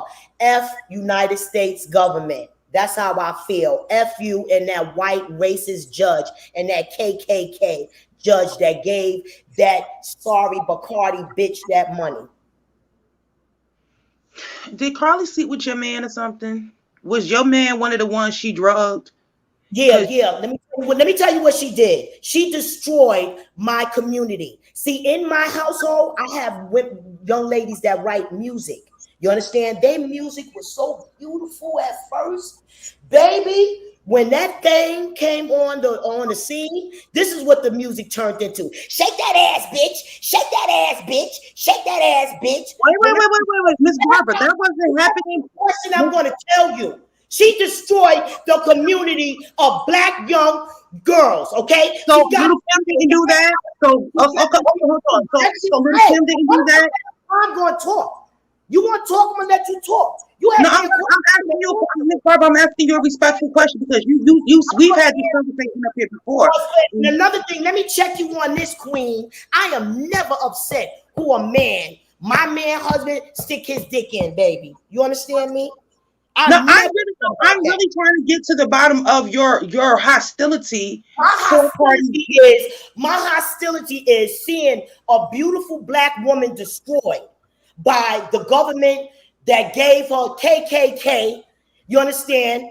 Another verdict given to a black woman that's fucked up. Another verdict given to a black man that's fucked up. All right? That's my fucking argument. I'm ready. I got the time. Okay, but I'm sorry. I didn't mean to go out of place. It was, you always trigger me in a way to want to ask you direct questions. I don't want to throw no shit. I really want to know what is the real underlying source. What's the real underlying meaning? I've seen her destroy these young girls in the community. They want to wear their dress out. They want injections in their ass. So none of that was happening before. Hold on, Anya. A Queen Barbara. Perfect question. I mean, we know that Cardi B is not introducing anything new to the culture. Lil' Kim, Foxy Brown. No, she did it. Hold on, let me complete. Introduced hypersexuality, hyperpromiscuity, objectifying men into the game artistically. And we know that Nicki Minaj, a black woman, held down this space for 15 years before Cardi B ever came onto the scene and introduced ass shots, injections, hyperpromiscuity. Her music is just as dangerous and filled with glorification of drugs and drug trafficking and drug usage and using your assets and body and objectifying of self and men as well. So you can't logically blame not even a difference. It's just like you can't blame Cardi B for introducing like something that's been here long before her, and something that Nicki Minaj was doing from the time she entered into the arena. When they set that thing up on a pedestal, okay, and put her in front of school children and say, this one is doing something for your community. You know, she's not doing nothing for the community. All right. Remember, she's a gang member. Okay. Remember that. Remember all that. But remember that Nicki Minaj's husband is gang affiliated and murdered a man in cold blood due to street thug gang shit that was going on, and also attempted to sexually assault a black woman allegedly. So Nicki chose a black man. Most of our black men have been turned out to this system and fucked up in some kind of way. And she feel like she's not going to be a woman that's going to judge someone. She's going to love him for who he is. And that's between them two, you know, like that's what she chose, you know. She's not running around saying you no good because you don't got no money, you don't got no job and all of this stuff. But she is, though. In her music, she's saying, she's calling niggas bums. And she's entertaining. She's doing her music. Her music is entertaining. I don't see that when she I don't believe that Nicki made a bad example for the young girls.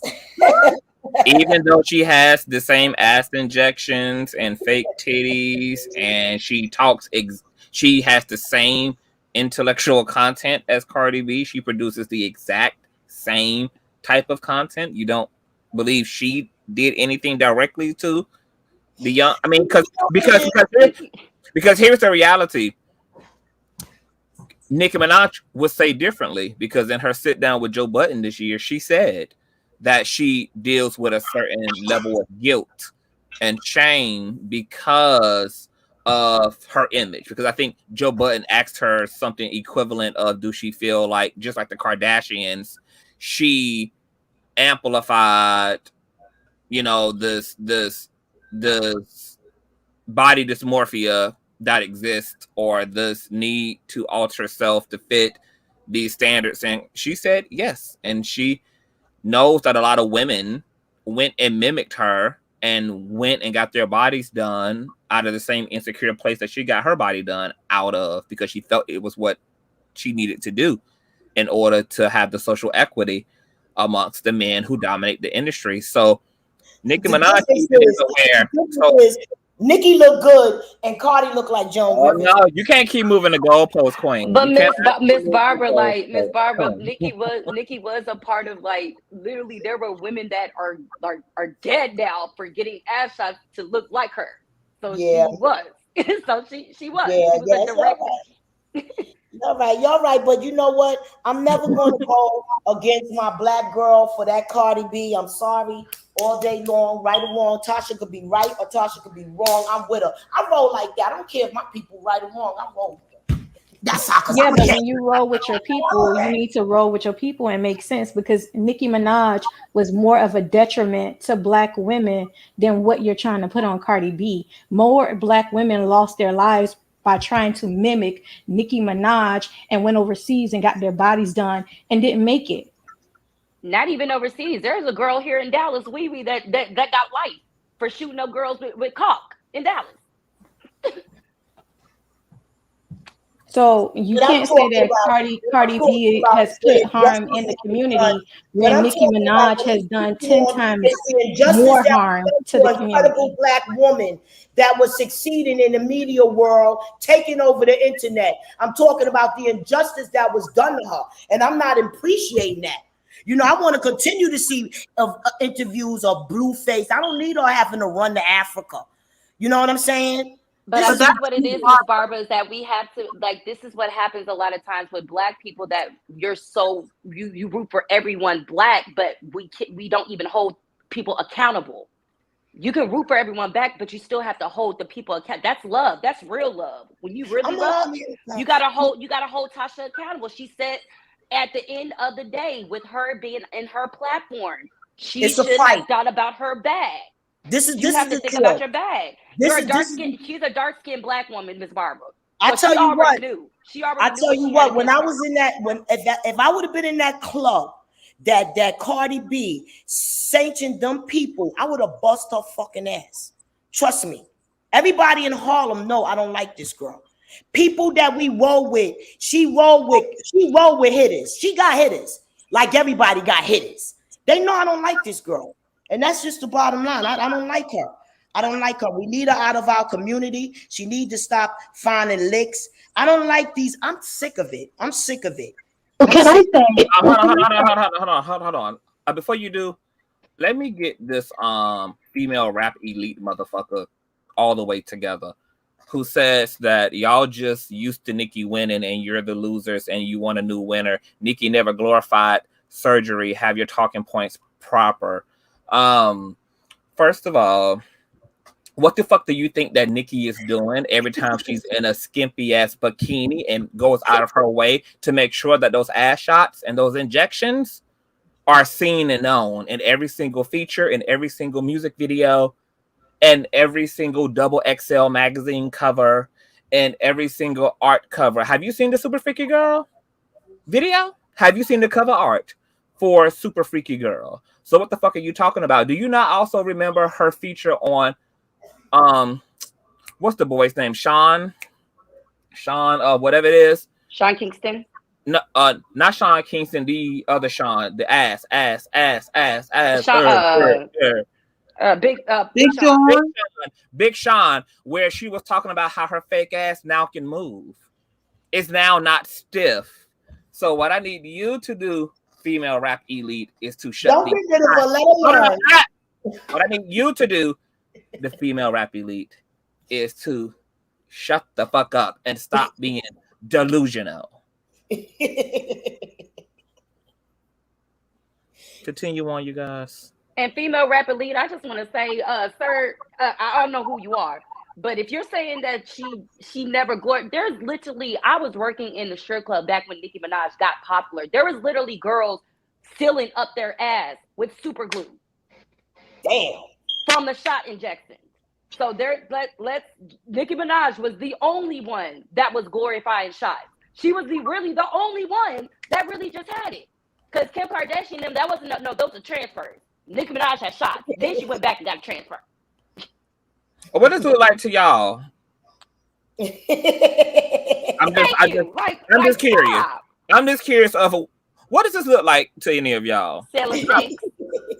Is it modesty? I don't know. Like, what does it look like? It looks like Cardi B copy behind her. I'm just trying to make. So why, if Ms. Barber, exactly. So why don't you have the same energy for Nicki Minaj? Okay, let's remove Cardi B out of the equation altogether. I want to know personally, why don't you have the same energy for Nicki Minaj? I happen to think that Nicki Minaj is a very beautiful, attractive woman. Well, can I ask one question? Because I heard you say we need to get Cardi out of our communities. And so when we see who has chosen Cardi as a mate and who has made Cardi a wife, we see that these are the same Black men who are supposed to be leading our community. And so when we speak about getting her out, we should be addressing that to the men who are leading, because ultimately they're the ones that are mating with her, and she will never be out. He's here forever.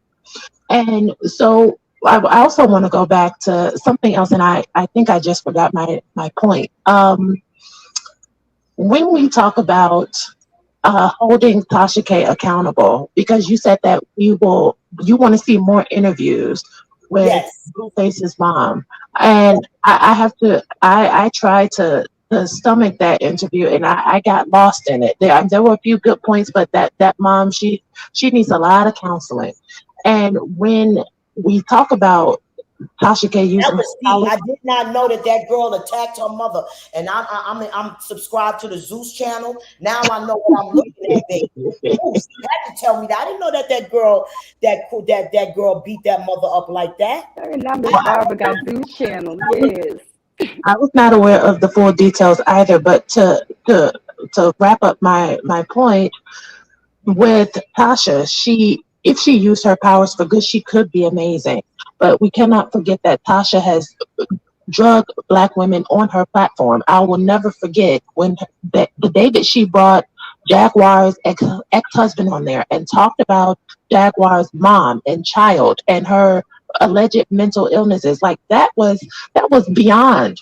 That was beyond. And then Well, we she had to get to the truth because Jaguar was talking a whole lot of shit, and we had to get to the truth. We had to get to the I nitty understand, gritty. but We had to Jaguar know everything. the Jaguar is on the front lines, not her son. Okay, Tasha goes low, and it's not only that. With that particular instance, she's done that with female victims of SA. I mean, come on, Tasha has crossed the line too many times, and this is why we all unsubscribe and then we come back. And she'll tell lies to keep the momentum going and to keep her analytics high, and then she'll come back and she'll do something lukewarm, and that will be favorable. But when is enough enough? But I do want you to answer that because I think a lot of people want to know that from you, Miss Barbara, and I respect you. Before you do that, Okay, yeah, and I'll answer. Hold on, Queen. Before you Oh, do that, to Tina's point about I enjoy the rap elite. I don't. What you need to be, who you need to direct that statement to, Tina, is the rap elite who told me to keep my talking points proper. So you need to tell the person who can't take another perspective to be open to other perspectives. And it's just flat out delusion. There was no perspective. It's just a flat out lie that Nicki Minaj does not, in fact, glorify plastic surgery when her entire aesthetic is the glorification of just that. She literally spoke about the shit in an entire interview. And you have people who claim they know rap and claim they pay attention, being selective and picking and choosing from the narrative. And all y'all bringing up Lil Kim, we're talking about Nicki fucking Minaj. Nicki Minaj, who, at least to Lil Kim's point, I mean, I don't believe Lil Kim, but Lil Kim's cover story is, oh, I got a nose job because my boyfriend broke my nose and this and that. But she also understands the impact of colorism. Nicki Minaj literally said she got her fucking body done to appease patriarchy and takes and now I can even say take responsibility, because I was going to say take responsibility for that, but taking responsibility for that would be actually pulling the reverse Uno. But it was interesting that Nicki Minaj could go and sit down with Joe Budden and talk about her guilt and shame for influencing Black women, Black young women, to do this to themselves out of social equity in the gaze of men. But then after that interview, double down on her antics. So there was no real self-awareness in that. But to say that she does not glorify plastic surgery is a lie. And even these comments about Cardi trying to look like Nicki, Cardi is trying to look like who Nicki is trying to look like, which is a video vixen, which is what all the rap girls are trying to look like. They're not trying to look like Nicki. They're trying to look like video vixens, and that's also who Nicki is emulating. She's emulating the Melissa Fords of the Big Pimpin' video. She's mimicking and emulating the Black women. Hold on, I'm speaking. Everybody else has spoken forever. Let me complete my thoughts. She's emulating the hypersexuality of the video vixen era, where hip-hop transitioned into glorifying voluptuous, curvaceous women. And you look at every aesthetic of all of the major female rappers on the scene, they all are emulating that, from Nicki to Megan Thee Stallion to Lotto to Cardi to etc. Okay, which is why I can appreciate girls like Gorilla and girls like Lorraine, who are just, and I hope they stay true to it. I hope they don't give in to the pressure like Nicki Minaj admits that she did, to changing and altering themselves and maintain what they have, because that's also a representation of the women's community. And I'm not, and And look, I'm not even just talking about cosmetic surgery, because even though Megan's body is allegedly natural, if you are maintaining your body in a way to still fit that aesthetic, then you're still guilty of that, whether your body is natural or not.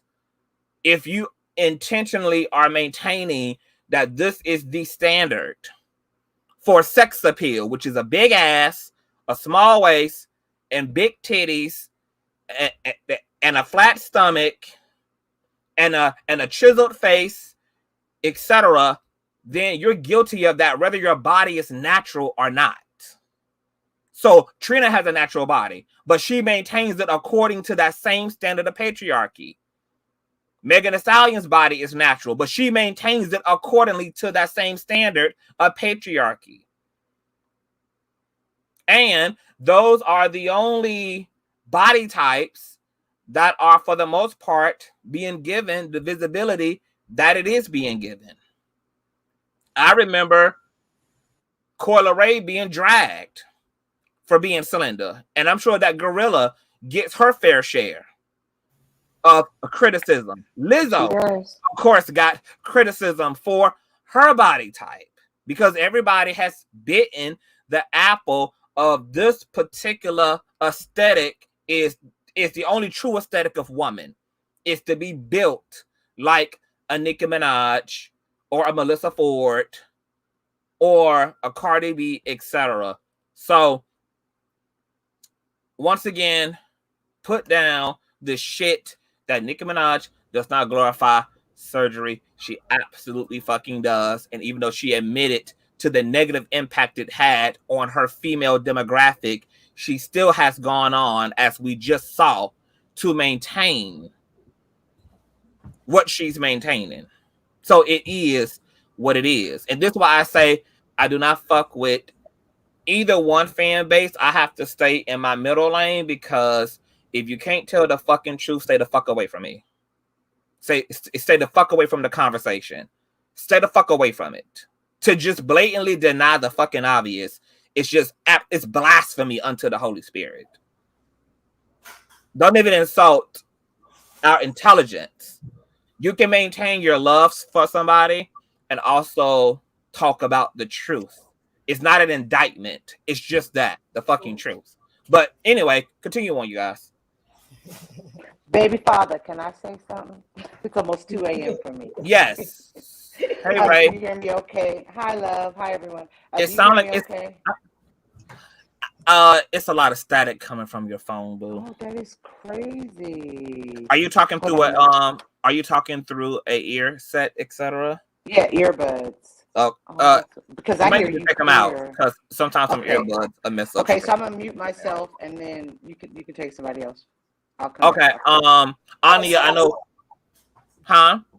Somebody had asked me a question. Okay, before you do we got to get to some of the newbies first, and then we can double back around. Anya, I know you was having an exchange with Miss Barbara, but do you have any opinions separate from your? Well, yeah. First of all, hey, Conscious. I didn't even mean to jump out of place before. But yeah. So for me, I just feel like Tasha K is a piece of trash. I don't know no other way to say it. I say it constantly all the time. She's trash. Okay. And just because Cardi B is trash as well does not mean that Tasha K should not be held accountable. For what she's done to earn the verdict that she got. She should have been much more intelligent and focused on not being fallacious, and being more integral. There was a way that she could have discussed Cardi without adding, vicious lies to her content. And that is my whole issue with Tasha K and other content creators that are not intelligent enough to have any integrity to themselves. Integrity can go a long way. It may take a little longer to get, the success, but guess what? Integrity holds your success longer as well. Once you accomplish your goals, and you stay integral and honorable, It just lasts longer. Everything works out better. She cannot blame this on Cardi B's character or anything else. This is solely because Tasha K is trash.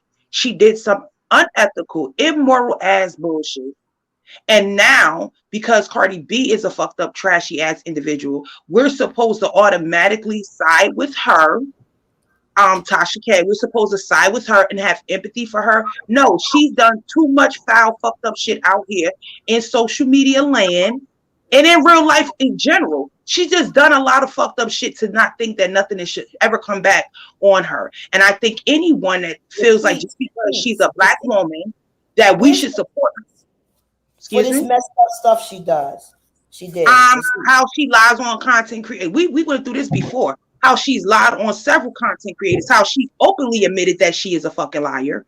And she's did it for clicks and views.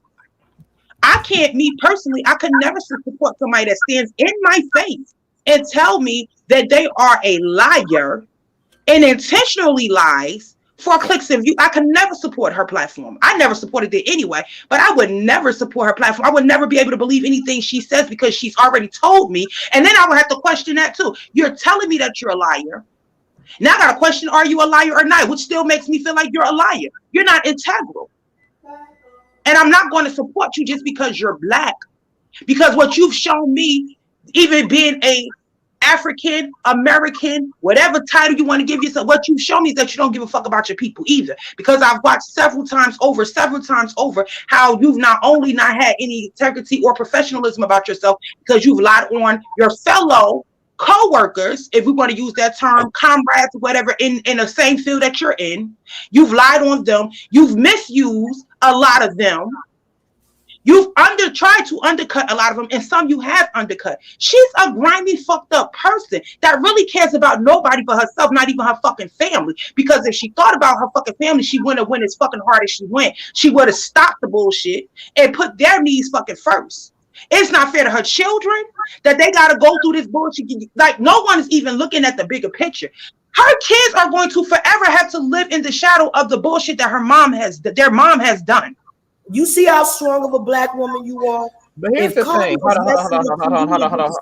Hold on, quick, because I have to get to other people on the panel too, and then we can double back around. But I want to say this. I understand why we do not cape for why we sometimes will side with the wrongdoers of our own tribe when it has to do with other races, because I understand. Yeah, that would be me.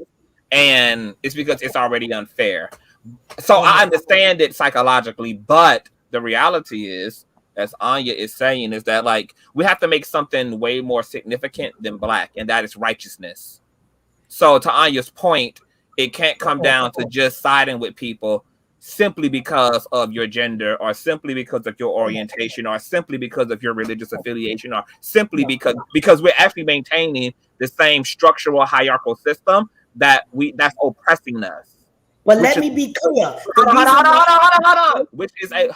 on. Which is which is a social construct. The only thing that's not a social construct is righteousness. So we have to strive for something deeper and have to be a principled people, not just a black people, but a principled people. That's where our legacy is going to have to be. And in not maintaining being a principled people, we are allowing a lot of damaging things to happen to our community just because it's black people doing it.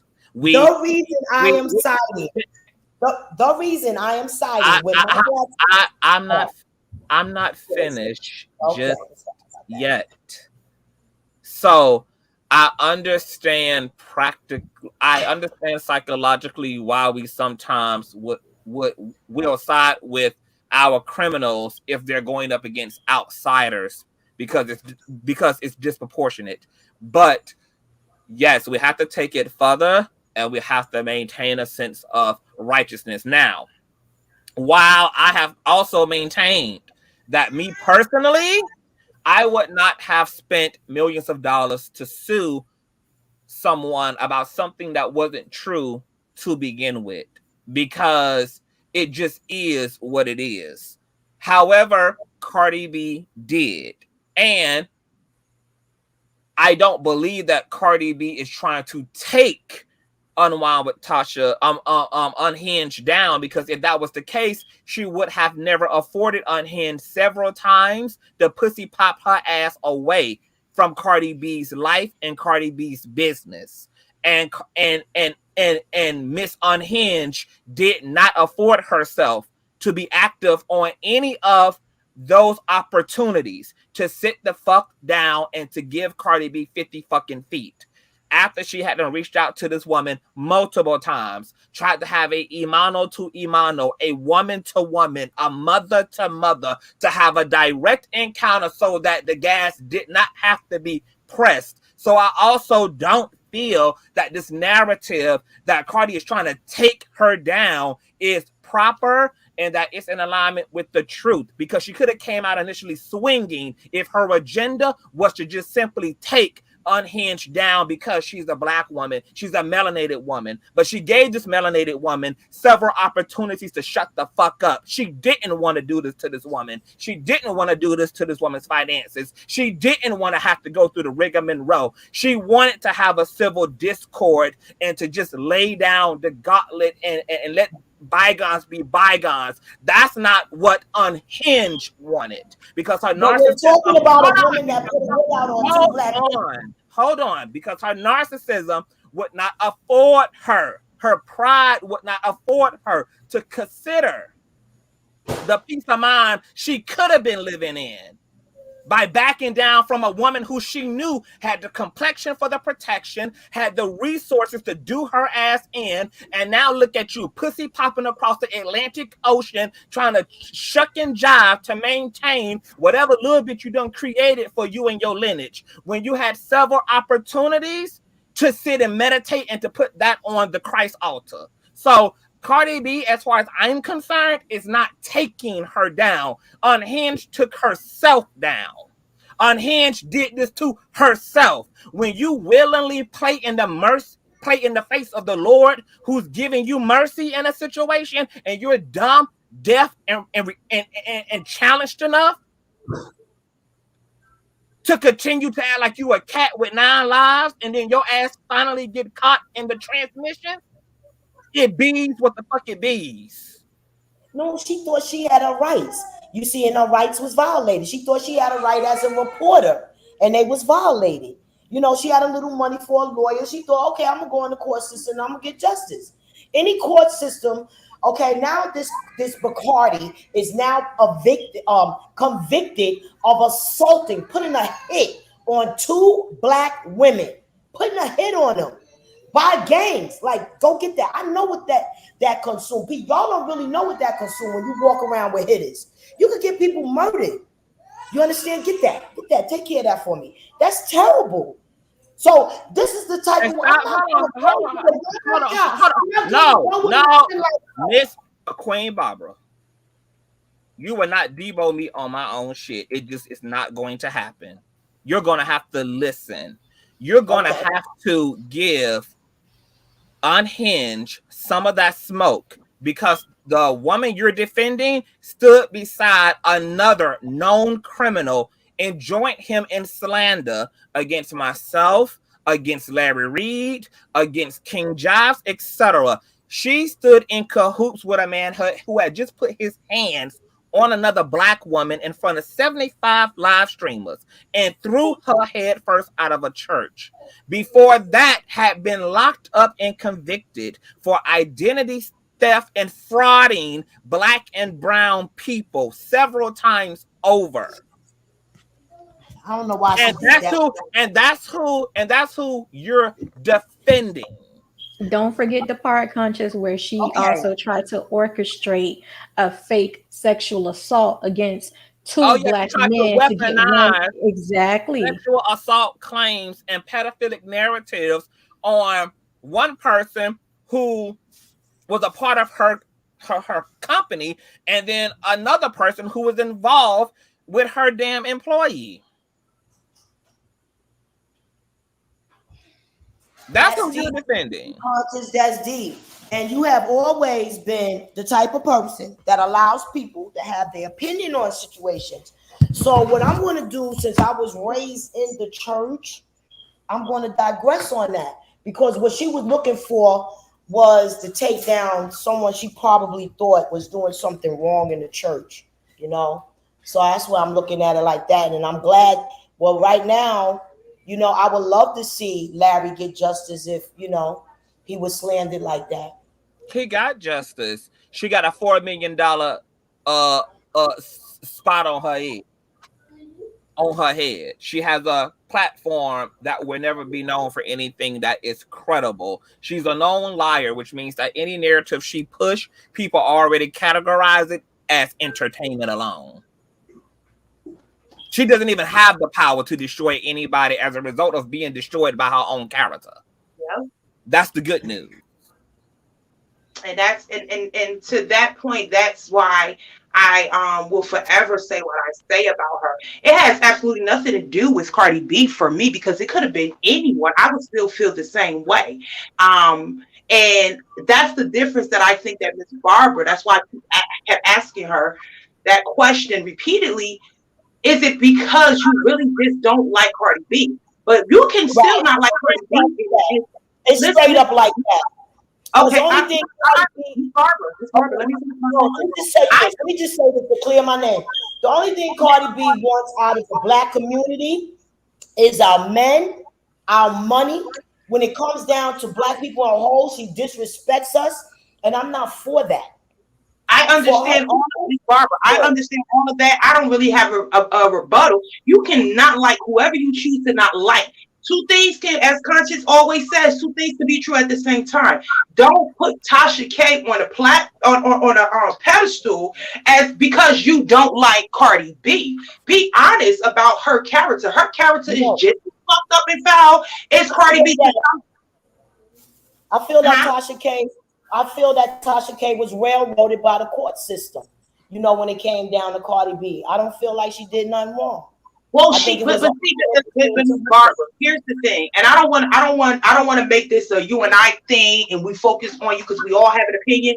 But Ms. Barbara, what the problem and issue I have with the whole she was railroaded is the fact that she has consistently showed her not only her subs, but the viewers in general of YouTube and on all her social media platforms, she has constantly showed us and proven to be a liar and a person of bad character.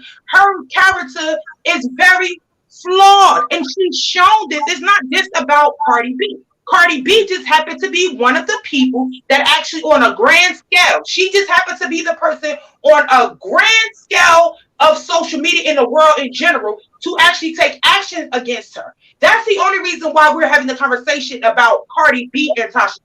Because Cardi B used her influence and her financial resources to actually do something about Tasha K on a large public platform, which was beyond social media, but actually in the news realm, world, and everything. But it could have been anybody for me. My thing is Tasha K has bad character.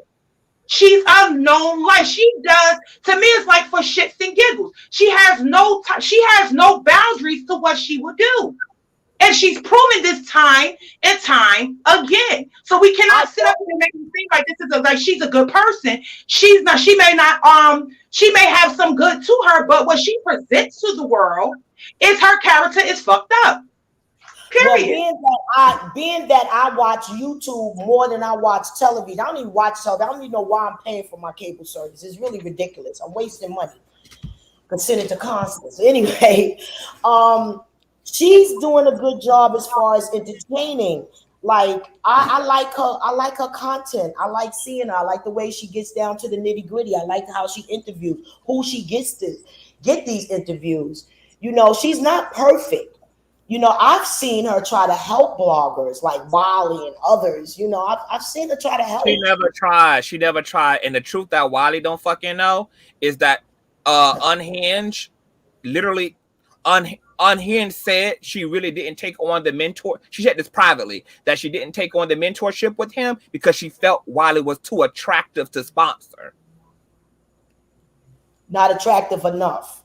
That he wasn't attractive enough for TV. That's why she scooted on Wally. So when Wally was sitting around here trying to figure out why when he came to Atlanta, they had plans to get together, but then she would bail and pull up some excuse about, you know, her child is in the hospital in the ventilator, or when she was supposed to come to Texas and they're supposed to meet up, but then she felt some excuse. Yeah, she never did that because she felt Wiley ass is unattractive, that he's not going to make it because of the way that he looks, and that's why she never invested in him. Okay, you know, Constance, I really want to say something, but I can't say what I want to say because don't make me tell all of the church's business. No. Because so let's talk about the church. You know, because I see people trying to put you down. As in metaphorically, because let me tell you something. When I looked from afar at this situation, I didn't know. I gave her the same benefit of a doubt. Because I didn't know her. I knew her just like you knew her, Miss Barbara. I knew her from afar. I knew her passively. I knew from occasionally watching her content. And I didn't even maintain interest in any of her YouTube beefs when she was in them. Because that just wasn't my genre of YouTubing. I didn't really report on YouTube beefs, and I did not really keep up with them when they happened. So when I had the opportunity of somewhat getting to know her, the circumstances that we were introduced to under, aka the December Christmas drama, and then the Storm and Roll employee Von Ray drama, etc. There was so much fucking shit that took fucking place. Hold on. That took fucking place over the course of months. There were things that happened, things that got said, things that were fucking done over the course of months and months and months and months and months and months. That's why when right before me and the Chileeee family, or what was remaining of it, fell out, that's why I had already distanced myself. Remember when I was saying in my live stream immediately after I had dropped from the employees platform, and I said I had already stopped fucking with the employee. I had already distanced myself from those two people. So the employee had been running had been running behind me for months. If you look at our text thread, you see that it's all the employee. I didn't even respond to her. She kept trying to get my attention through various ways, but it was so much bald-headed bullshit going on. And do you remember when I told Tasha K? I'm giving away some shit right now. There was so much shit that was happening, and I didn't want to escalate it because nobody in the equation has the ability to ever handle things appropriately emotionally. So I made the executive decision, like Storm and Roll did, to just tiptoe on out the sanctuary peacefully and just move about. But there is something really wrong with the inside of that crew. The unhinged and the employee. There is something really rotten, foul, and fucking corrupted, and I still ain't even fucking up all of the church's money right now because for everything I could say, I'm still not. And the reason, and let me tell you how fucked up of a position this is to be in, right?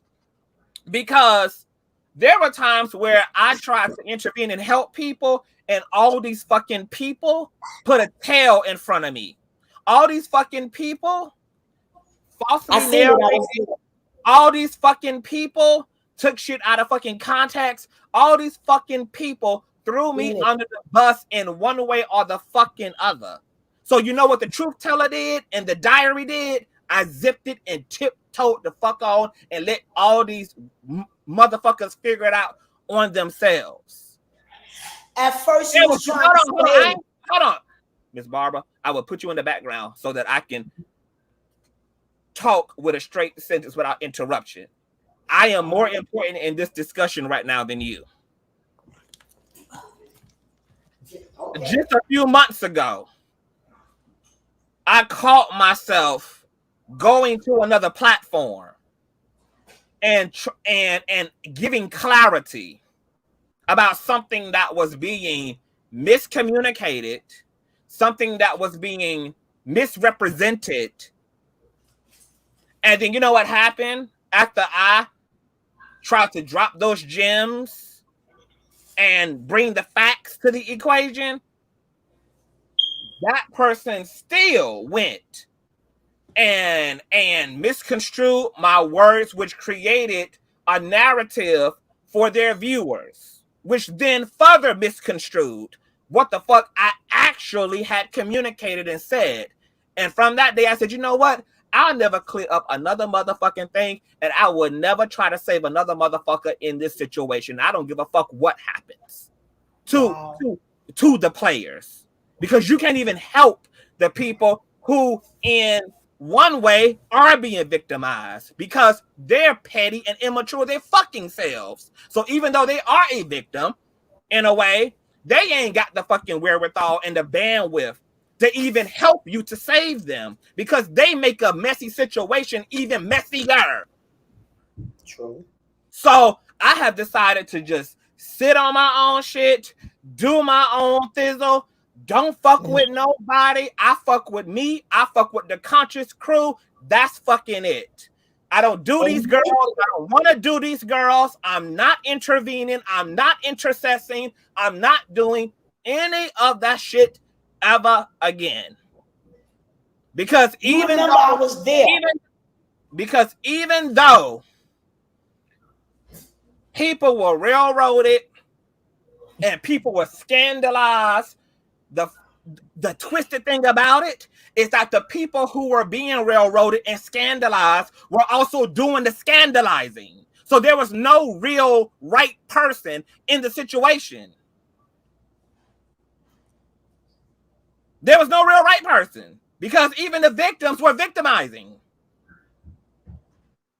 Even the victims were being manipulative and had ulterior motives. Yeah. So I don't want to spend all day on Miss Barbara's perspective. The reality is, I understand why you don't want to side with Cardi, because of the disproportionate sentencing and injustice that our people already have to deal with as a result of simply being black and brown. I get it. So, I mean, it ain't nothing else to keep arguing over that. And there are some black people that are going to feel like that. Like, look, I don't give a damn for right, wrong, or indifferent.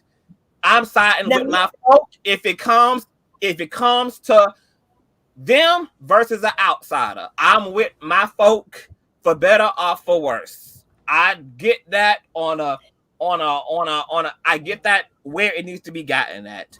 But I also understand those who are saying we cannot make this about race. It has to be about actual truth, because that's the only way to actual justice, and the standard has to be righteous. Period. So let's be clear. Now, I was personally there when you was saving the internet, and it was a better place when you were saving the internet. You know, I made the mistake of stop trying to save people, and I wind up getting demons on me. Never stop saving. Never stop doing what you was doing. Never stop, because the internet was more, people was at least trying to forgive one another. Now that the angel is gone, everybody has just got pitchforks and acting all crazy. Now, as far as Tasha K, personal, you know, she needs to go to anger management. She goes straight to hell. Like, that has to stop, and that's ruining things. But as far as her business was destroyed by her employee, I feel that was very unfortunate. You know, she's not a woman. She's not a woman going around trying to sleep with people. You know, she has a husband. She keeps it respectful. You know, but as far as content is concerned, that she made a judgment to go too far with Mr. Larry, and I really feel bad about that. I didn't even watch that content. I don't even hear her speaking of him. And when I hear the other people speaking bad of him, I turn out of respect for you. You know, I don't even listen to it. You know, so when she went there, I'm not with that. You know, I'm not with that. Her trying to destroy people. No, now you're doing too much. But as far as, you know, what happened to her in the court, the bottom line, we don't have to speak on. I just feel it was a straight up injustice. I understand. And I want to get to the rest of the panelists as well. Beauty Me and Ray. Are you there, Beauty Me? Hey, Conscious. Hey, Okay, so I have a lot to unpack. The first thing I wanted to address was the rap elite. Nicki Minaj on Playtime is Over.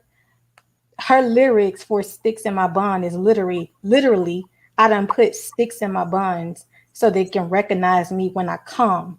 So she has been promoting getting her ass done since 2007. So to say that she hasn't promoted that, that's a lie. It's in her lyrics. That's something that she's been promoting since she got her ass and her body and everything done to mimic and emulate Trina and Lil' Kim. Bottom line. To Miss Barbara, I feel like what she's doing is she's being somewhat of prejudice, and she's discriminating because, you know, it comes to a place of race. She doesn't feel like Cardi is black, so because Cardi is not black, I'm siding with this black woman, like you said, right, wrong, or indifferent. However, that same black woman has done so much to a lot of other black people.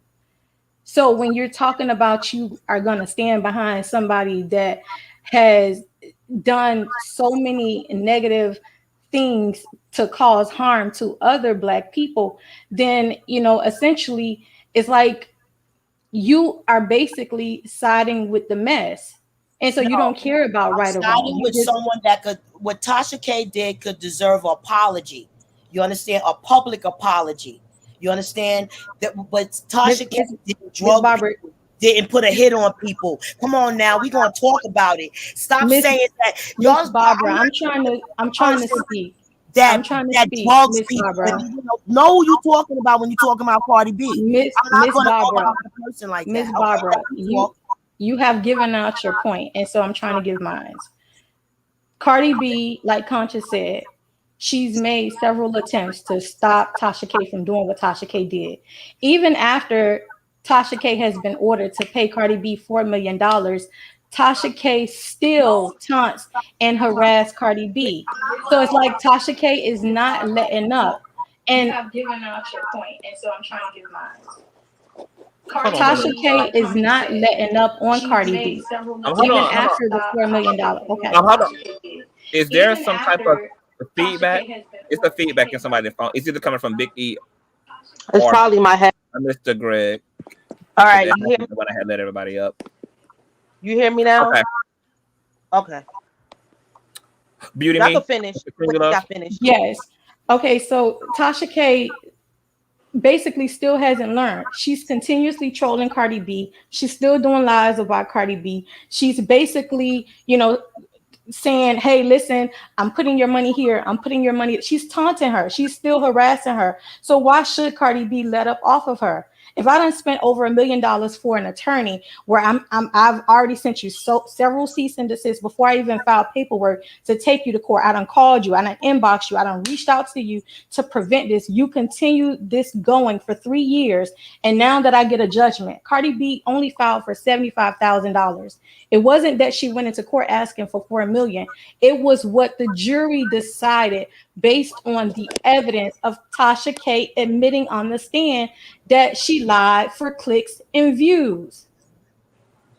So when you have a person that admits that to the court of the law and says, yes, I lied, I knew it wasn't true, but I said it because I feel like she's a millionaire. She can go get therapy. She can deal with it. She can handle it. I'm worrying about my pockets, my money, and my viewership.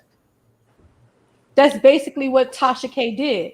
And so Cardi B needs to get every single dime from Tasha K. She needs to garnish Tasha K YouTube channel. She needs to garnish Tasha K business accounts. I don't care if she sent the money over there to Africa. It doesn't matter.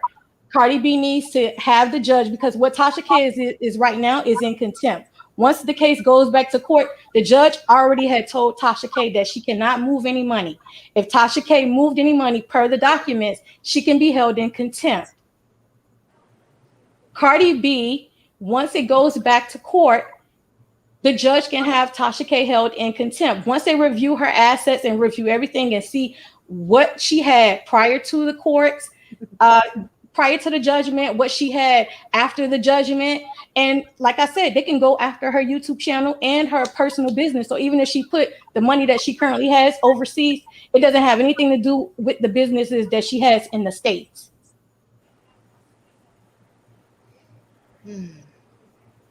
So her businesses in the States, unless she uproots her business and move to Africa, all of her businesses will be impacted and will be touched. Her money will be found. And don't forget that the IRS was also sitting in the courts. So regardless of what Cardi B is going to find out where Tasha K has the money at. Hey, we cannot sit up here and make it seem like what Tasha K is doing is right. I don't care if Cardi B was white, black, blue, red, green, purple, yellow, or whatever the case may be. No, it's Tasha just the K fact is that knowingly, it's just the fact that she's a convicted attacking and person harassing her and taunting her for no reason. But guess what? Hold on. Miss Barbara. And I done told you this before. You cannot be mad at Cardi for the people she perpetrated crime against not taking up their issue with Cardi. Because if those men wanted justice, they were in their right to get justice. They didn't get justice. That's because like the child that got raped that didn't tell hold on. But they didn't want to pursue that because their own guilt for stepping out on their own marriages and their own relationships by being at strip clubs they ain't had no business being in, and then taking the salacious opportunity to potentially sleep with one behind the scenes that not fit the marital status that all of those men belong to. So their own bullshit. It don't go like that. It don't go like that. Their own bullshit kept them up against the wall, and probably their own some of these people are very nice and businessmen, very nice, first time out. And those businessmen, Miss Barbara, they don't want to get caught up, Miss Barbara. No, they're not. Because hold on, wait a minute, hold on. Because what type of nice business? Because it's funny, Miss Barbara, that you are rallying behind the criminal. You are like trying to like emphasize the criminality of Cardi B, but prostitution is illegal. So these nice businessmen you speak in, they were having a They were being transactional in a way that is illegal. Yep. Both the men and Cardi B took advantage of what was already illegal on both of their parts. Let me tell you like this: when women like Cardi B is out there and myself was out there, we didn't consider ourselves as prostitutes. We consider ourselves We're talking about the law at the end of the day. To be a pimp is just as much as being a prostitute. I'm just saying. No, I don't want to hear about none of that. Wait a minute. You are trying to act like Cardi B is the criminal. I'm just letting you know that she wasn't. I'm telling you that she's not. Miss Barbara. Okay, I am. You can hear me now, Miss Barbara, without interruption. I'm telling you that she is not the only criminal in the transaction. If you're going to say that she's the criminal, you have to make her and the men who solicited her sex for money the criminal as well. It was criminal on both of their parts.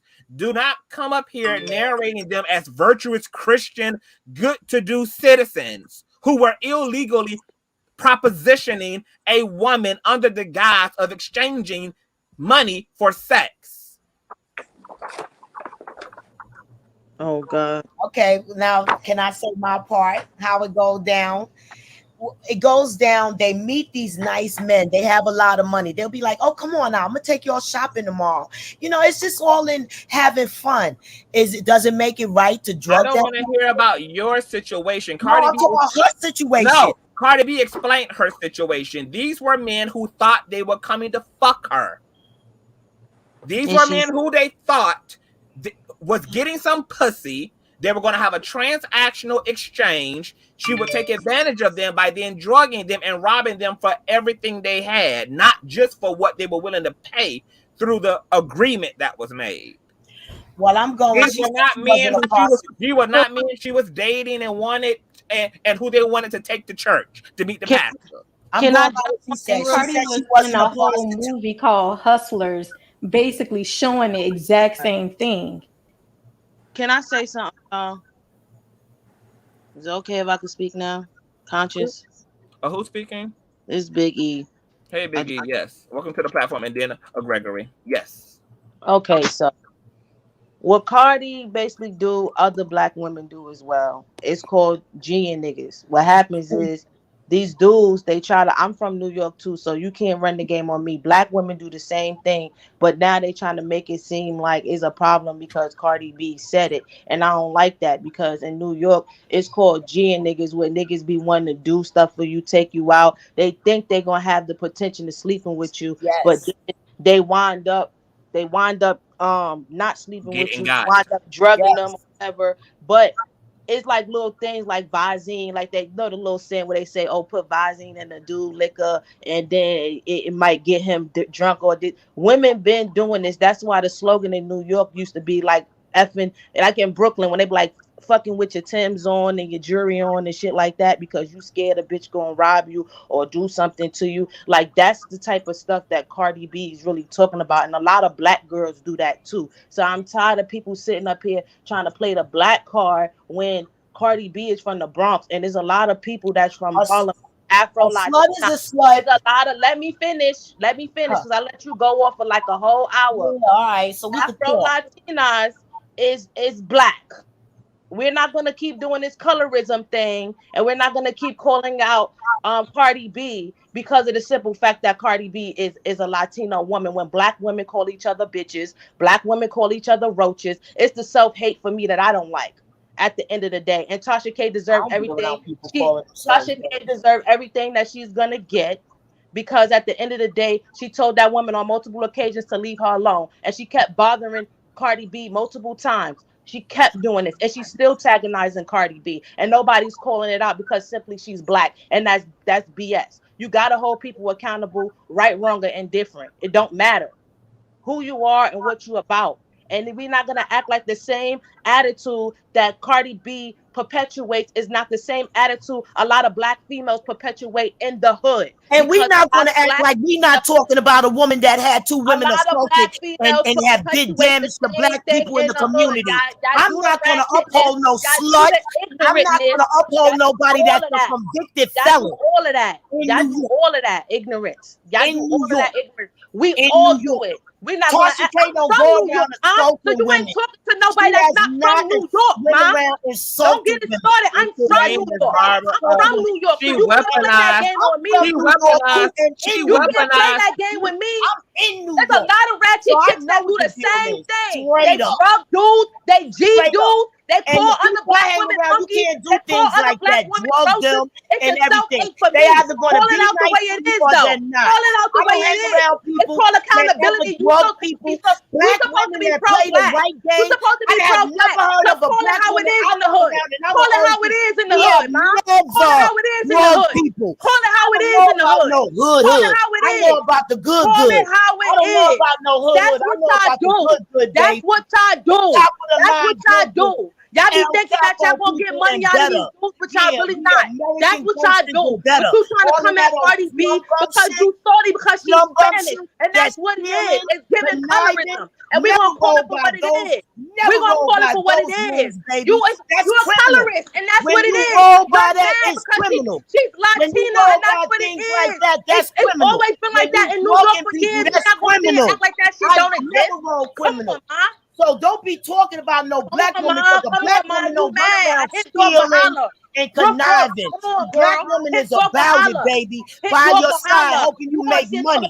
New York girl, like you can't read another New York girl that's from that state. I've been there, done that. I've been around them bitches out there. They do the same thing.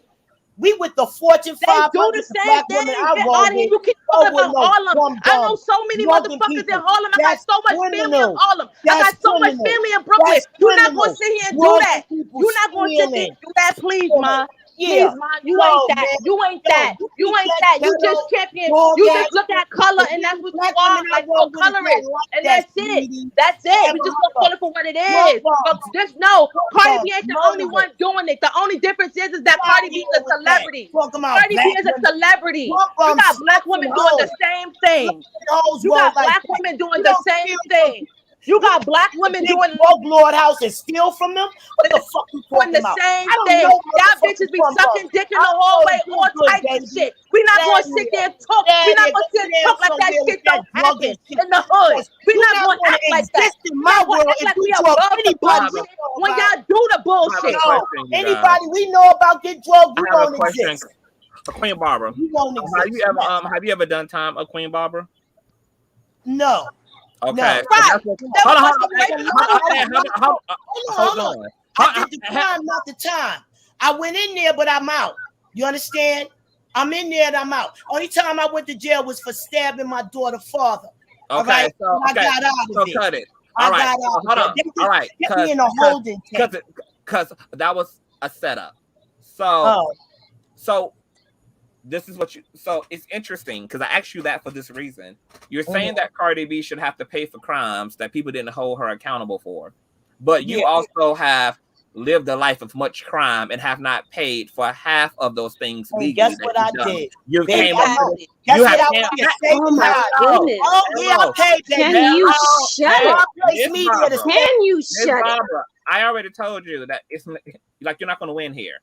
So you might as well be willing to engage in a civil back and forth because there's going to be no Debo and me at all. Thank you.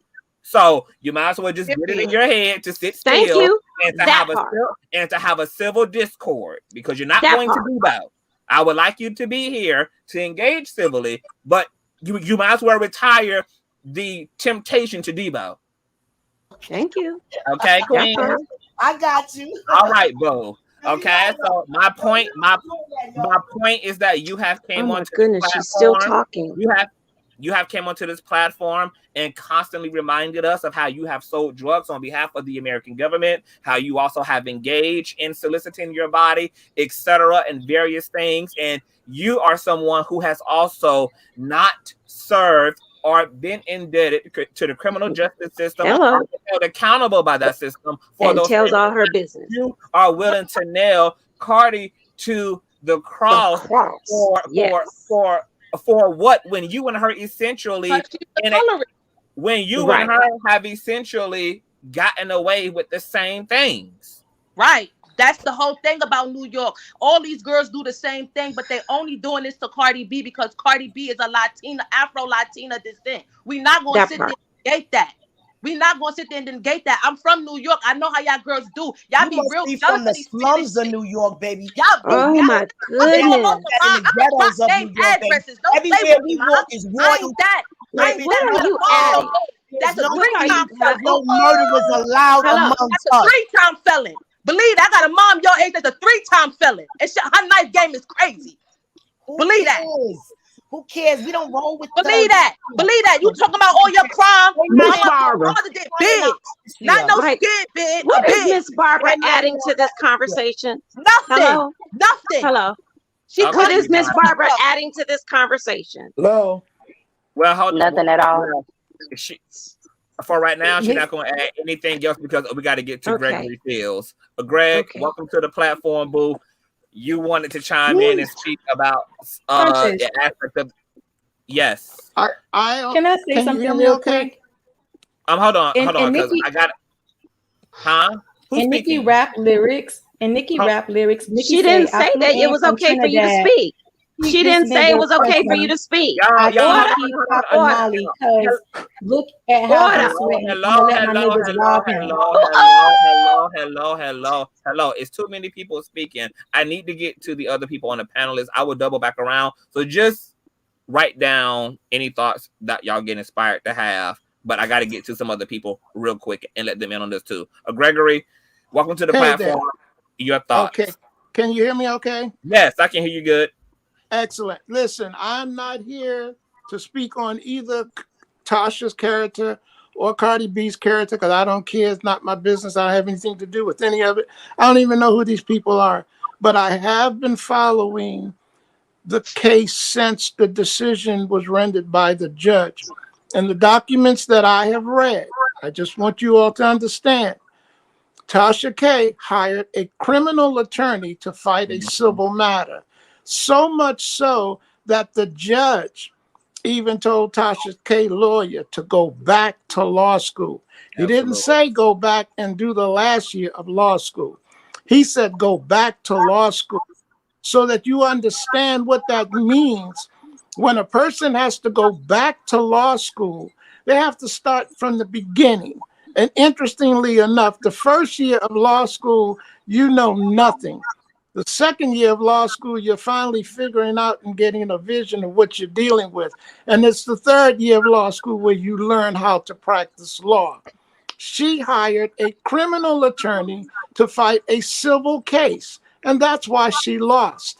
Please, all of you, I implore all of you, if you run into any situation, find the people who specialize in the situation that you're in. Just don't pick anyone. Conscious, have a wonderful day. Greg, hold on, Greg. Don't you go nowhere. Because you just ran right into it. And then she had the audacity to get piss poor, top tier, rageful toward me and Larry because Larry essentially highlighted what you just said, which was the incompetence of this criminal offense attorney representing herself as a civil one. Because of that incompetence, she costed Larry Reed a $25,000 citation as a result of an error solely and only on her part. Only on her part. And Larry said as well that because he didn't know anything about lawyers, he didn't know that you get certain lawyers for certain things because he was new to the area of retaining lawyers himself. But he learned quickly after dealing with Olga's ass what the issue was. So yes, you're right on the money. And it is hilarious that this woman tried to argue me down about her attorney as if her attorney doesn't have her in this position for one, and as if that same attorney didn't have Larry in the $25,000 predicament that he was damn in. But she's rallying behind this damn woman as if she has anything to show for Olga defending her. But you just hit it. Olga is a criminal offense, a criminal defense attorney, and she is good. Her track record as it relates to that is well. That's why some people were led to believe that she was just a good lawyer across the board and didn't understand the nuance of lawyering. So yeah, interesting, but great talking point. And let me also just say this while I have everyone's attention. When the case was resolved in federal court on the collection aspects, Cardi B hired an entirely different legal team who specializes in collecting from anyone who's owed money to a specific.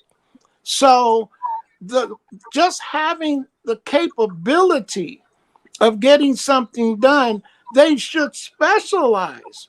Cardi B, I don't know nothing about the woman. I've seen her. To me, hey, she grew up from the ghetto and she made it big, whatever the case may be. I care less. But somebody was in her ear to let her know how to shop for attorneys. Unfortunately, Tasha K was not as well savvy. So she's paying the price for whatever came out of her mouth that caused this problem to be as it is. I feel sorry for her in the fact that she didn't get competent counsel. However, I don't know nothing about the woman. I know about you, Conscious. I don't know why you just don't go on and stop being so lazy and go and take your ass to law school like I told you. Anyway. Look, child, I'm too ghetto for them courtrooms, honey. Oh no, you're not. I be in contempt my damn self. Yep, he's young. He could do it too, right? No, No, that's let me tell y'all something. I'm an old hoe now, Greg. I'm almost 40. Wow, ain't that something? Ain't that cute? With it. Anyway, I am 37. I'll be 38 this year. I'll be 38 next month. I'm gonna say this. The best attorney is a thug. I'll leave it at that. Love you. You're right. I love you too, boo. Take care. I think I'm too old to commit that much to schooling, so but I will put these skills to use in the court of public opinion and be your old nasty street attorney, okay? For the lies, and more lies. Go on up in there and do what you do. And for the people that say I need to be careful, I will pray about it. I'll pray about it. I'm not okay. We got to move it along to Uniquely Designed, then my boo Toots, and then Judy. Uniquely Designed, welcome to the platform. Your thoughts? God bless, my love. Miss Consciouztv, I want to say I thank you for the hard work that you do in bringing the news and getting the data. I do want to say that the data gets lost, and everybody's going to have an opinion, but the data gets lost when others put their emotion and feelings on top. There's a difference between having an opinion than having feelings. But when we overtalk one another, then the true data, which is the work that Consciouztv is presenting to us, because some of us wait for the show to start, and I've been waiting, okay? That when we get the data, then when we get the opinions, and when it runs all together, then we're lost. And I feel dumb, okay, all over again, okay? Mm-hmm. Agreed. But I digress. That's all I wanted to say. I'm listening to the I'm listening to the data, but I'm getting lost because the data is not being heard, is what I'm saying. Right. Yeah. And you know what? I'm gonna have to do better to make sure that when I open up the floodgates of the panel, that we maintain continuity so that things don't get all the way lost in the sauce. Right. Is on. Right. But as the captain of the ship. Yes. You are the head and not the tail. You are the beginning, and you will be the end. So I'm gonna have to control some of these First Amendment rights. That part. Yeah. That part. Yeah. And I digress. I love you, baby. Thank you for that feedback, boo. And love you too. And that was a Uniquely Designed, you guys. And my boo Toots, honey, with the kinky straight bundles and the body waves and the lace fronts and my favorite hair company. Welcome to the platform, love. That introduction, baby. I don't been on here before. But at the same time, I will piggyback. We gotta pick up our Black entrepreneurs, honey, like out here establishing equity and per capita on your own. That's amazing. And with quality products at that. Well, I will say though, Consciouztv. Yes. Yeah, I piggyback off of her and the person before her. We do gotta have some kind of order. Everybody got their opinions, and everybody's opinions is valid, as far as you're going through a therapist or whatever, your opinions and feelings and emotions is valid. But at the same time, we also have to be real and understand what's going on, what's at hand. Okay. Tasha K, unhinged, she said what she said, and she went after Cardi B. So at the end of the day, it's like we have to hold who is the wrong person accountable. And I say this like I said this before. You got to hold our heads accountable for what she done said and what she did.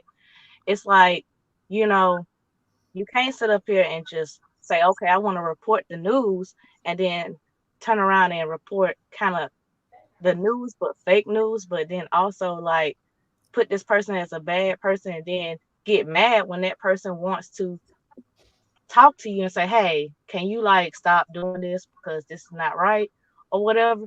Like at some point in time, your morals have to be intact. You got to have, you know, integrity. And that's the point I think everybody's trying to say. It's like you have to have integrity. Yeah, having integrity makes you be like, it's a longer process to come up or glow up. But if you have integrity and do what you're supposed to do, then you can still thrive. Like what's for you was for you. Like what God has for me, God has for me. What God has for anybody else, it has for them. Nobody can take that away from you. You know what I'm saying? So my point to get out of the rhetoric is that she's wrong. And at the same time, yeah, she's a black woman, just like I'm a black woman. But you gotta own it. You gotta own it. You gotta, you know, and a lot of people is like not understanding that we're not trying to like bash her. We just saying you gotta have your accountability towards it. Like, okay, yeah, I messed up, and now I gotta own it.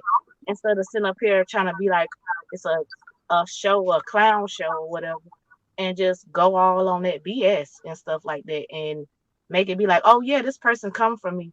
It's like throwing your rock and hiding your face, you know. Yeah, that's true. So that's why I wanted to say that. Wrong is wrong and right is right, and what that's where I'm at. Right is right, wrong is wrong. And what Ms. Kibi forgot is that all of us have a First Amendment rights, but there are clauses within that First Amendment right. Mm-hmm. You do not have the right to intentionally inflict emotional distress upon someone or psychological distress upon someone by your verbiage, by the things that come out of your mouth. You don't have that right. You do have a right to conspiracy. You have a right to your imagination. You have a creative right. You have a right to your opinion, but you do not have the right to inflict intentional emotional distress. And that's what defamation, slander, and libel is.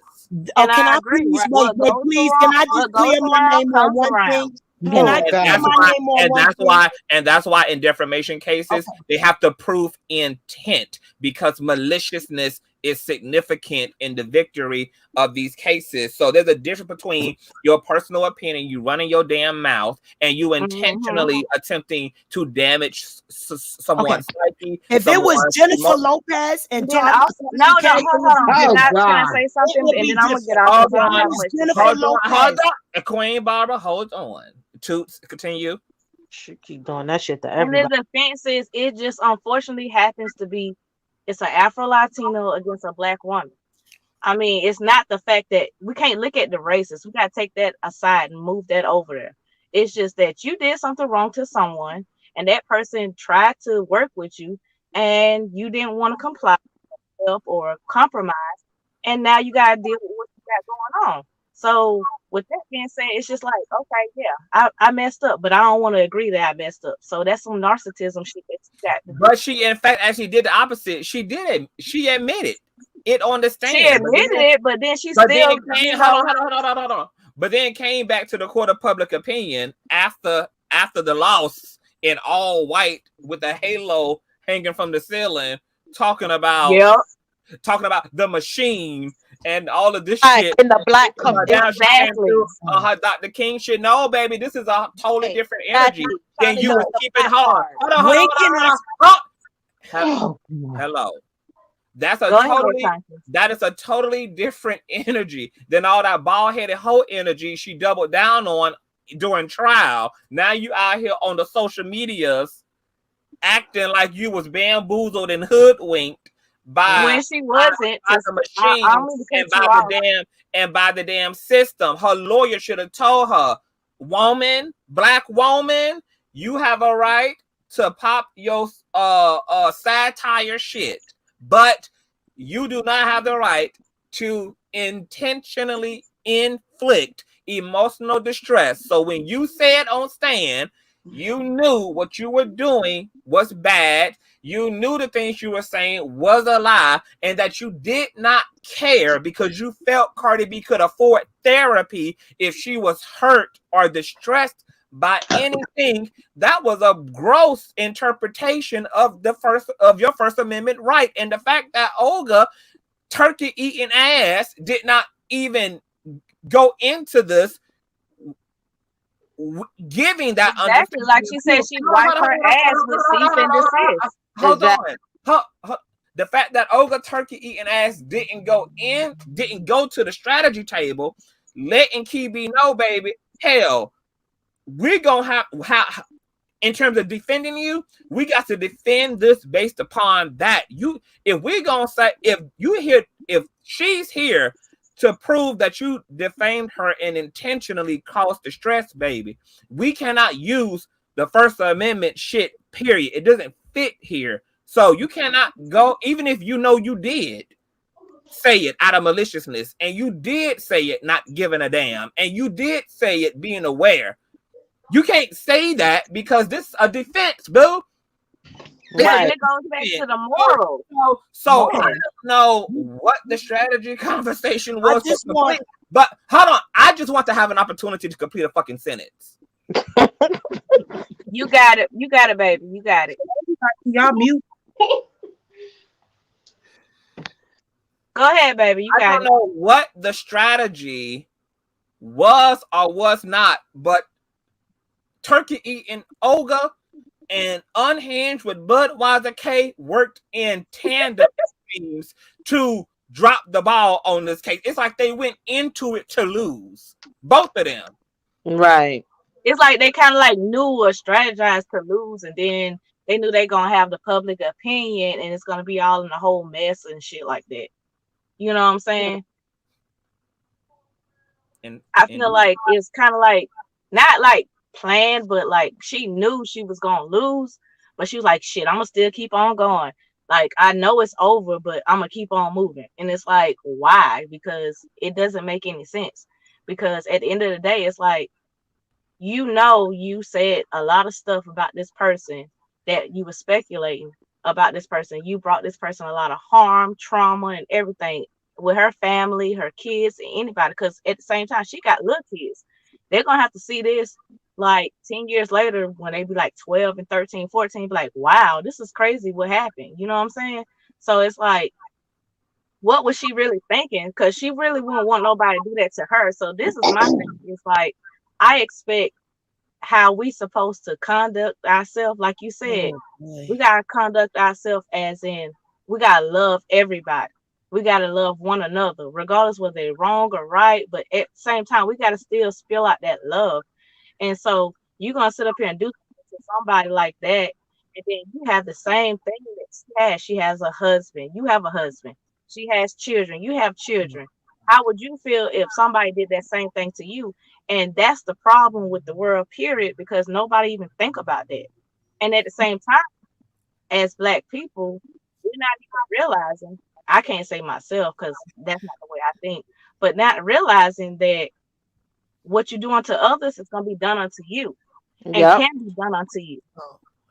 But you know what? Speaking to your point, Tasha don't give a fuck about her own family, as I stated earlier, let alone to about somebody else's, because this doesn't just affect her in the long term, in the long run, it affects her family as well.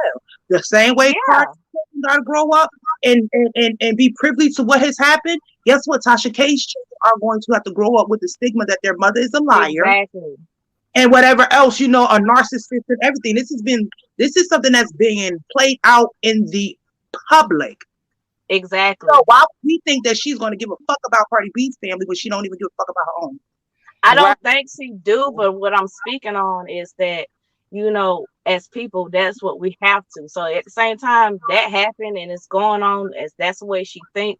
I'm just trying to speak the knowledge out there that we got to think as people, we got to be better than that. We can't be doing all that crazy shit. And I think a lot of the people that's on the panel also understand that, but it's some that spoke that's just like, what the hell y'all talking about? No. I would like to say this. Hold on, Miss Barbara, because you took All up right. a lot of time. I want to know when I get in here. Before you get in here, I gotta get one more person in here, and then everybody can double back around.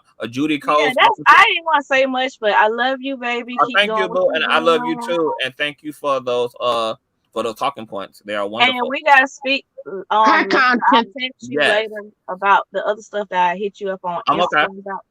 Yes, so we're gonna do that. Yeah. Okay, boo. I love you. Hi, Conscious. Boy. Hey, Judy. First of all, thank you, Conscious. First of all, let me let you know that I am a 61-year-old retired English teacher, and I just want to commend you on your skills. Yes. You are fantastic. Thank you, boo. Oh, thank you. I want you also to know that a lot of what you are saying, some of your audience members need to reach up and grab because it's over their heads. They're not comprehending what you're saying because they're so stuck in their own mind and in their own thoughts that they are not able to soak in the knowledge that you are giving. You are a young man who is going to go very, very far. And I'm prophesying right now. Okay, because I just feel, feel in my spirit a lot of the goodness within you. Now, getting to Tasha K, like you stated, she had more than enough time. She was given more than enough opportunity to just cease and desist. All Cardi B wanted was to be left alone.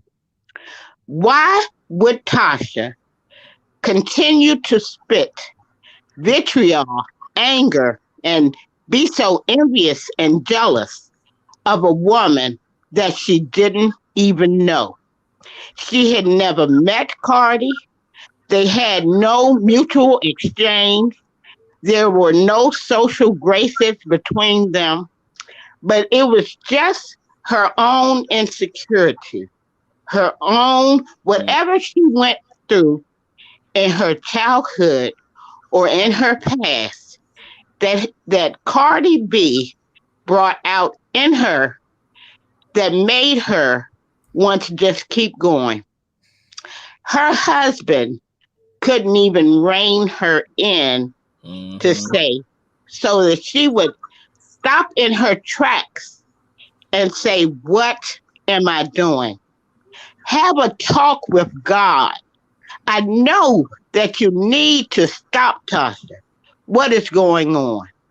But she doesn't have that spiritual connection that is necessary for her to understand that she is on a very treacherous journey that is not going to come to a good end. Now, the joke that she made about she went to the bank and took out her last $1,000, that was not funny. It was not cute. And those type of arrogant exchanges will lead to the humbling of her because the arrogant will fall. And I'm getting ready to leave, Conscious. But again, I want to say I just discovered this channel about 3 weeks ago. Oh. And I have been going back and watching your old video because I get so much from you. Thank you. And I just admire and respect you. And I love you. And God loves you. And you are magnificent. Thank and you I'm so out much. And I love you too. And God bless you. Wow. God bless you. Bye-bye. Come on, Mama. Like I could feel that. I felt all of that was power.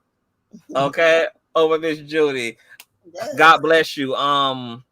Yes, and I know that Queen Barbara wants to respond to some things. I do want to reiterate that yes, you know, we can only speculate about what's going on with Kibi. There are people who are saying that you can't even put money into a foreign account without a proper visa, etc. I do know that people do get offshore trust accounts done, etc. all the time. I know that there's a lot of like nuance to the law. It's not as black and white as people tend to think that it is, which is why people spend over a decade in school learning about the law, because it's very, very, very, very nuanced, and interpreting the law and applying it in the way that the laws are created, it leaves for a whole lot of gray space. But once again, I just want to say she's not money laundering, which is once again it's the concealment of illegally obtained money, for one.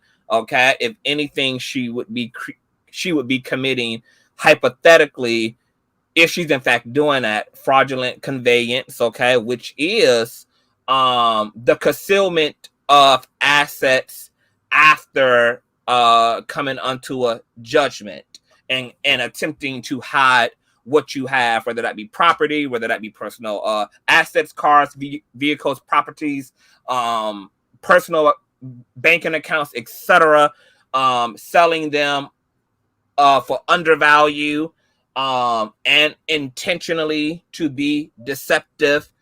And it is a crime, but it's not punishable in the context of this being a civil matter. So even though if Unhinged did commit fraudulent conveyance or a fraudulent transaction, she's not going to do jail time, but it will agitate her legal matters and the people that, including the banking institutions, the people that she sold property to, etc., where she moved her money, her personal funds to. All of those institutions and persons will come under the subjection of the law. The law can demand the retrieval of those items. They can also sue every person's involved and also hold them liable for the situation that Unhinged got them in, if in fact she has committed fraudulent conveyance. Now, you cannot commit you can only commit fraudulent conveyance after the judgment. If she had moved her assets around prior to the verdict, that's not illegal. She's well within her rights to do that, to protect her assets, etc. People have done it throughout time, but this is something that would come into play after the fact. And no, in the hypothetical of her moving her assets into a African banking system, etc., it would not keep debtors or the federal government from going after those assets, because they can get a foreign foreign court involved, who also can delegate as a third party and honor the demand of those assets and that money.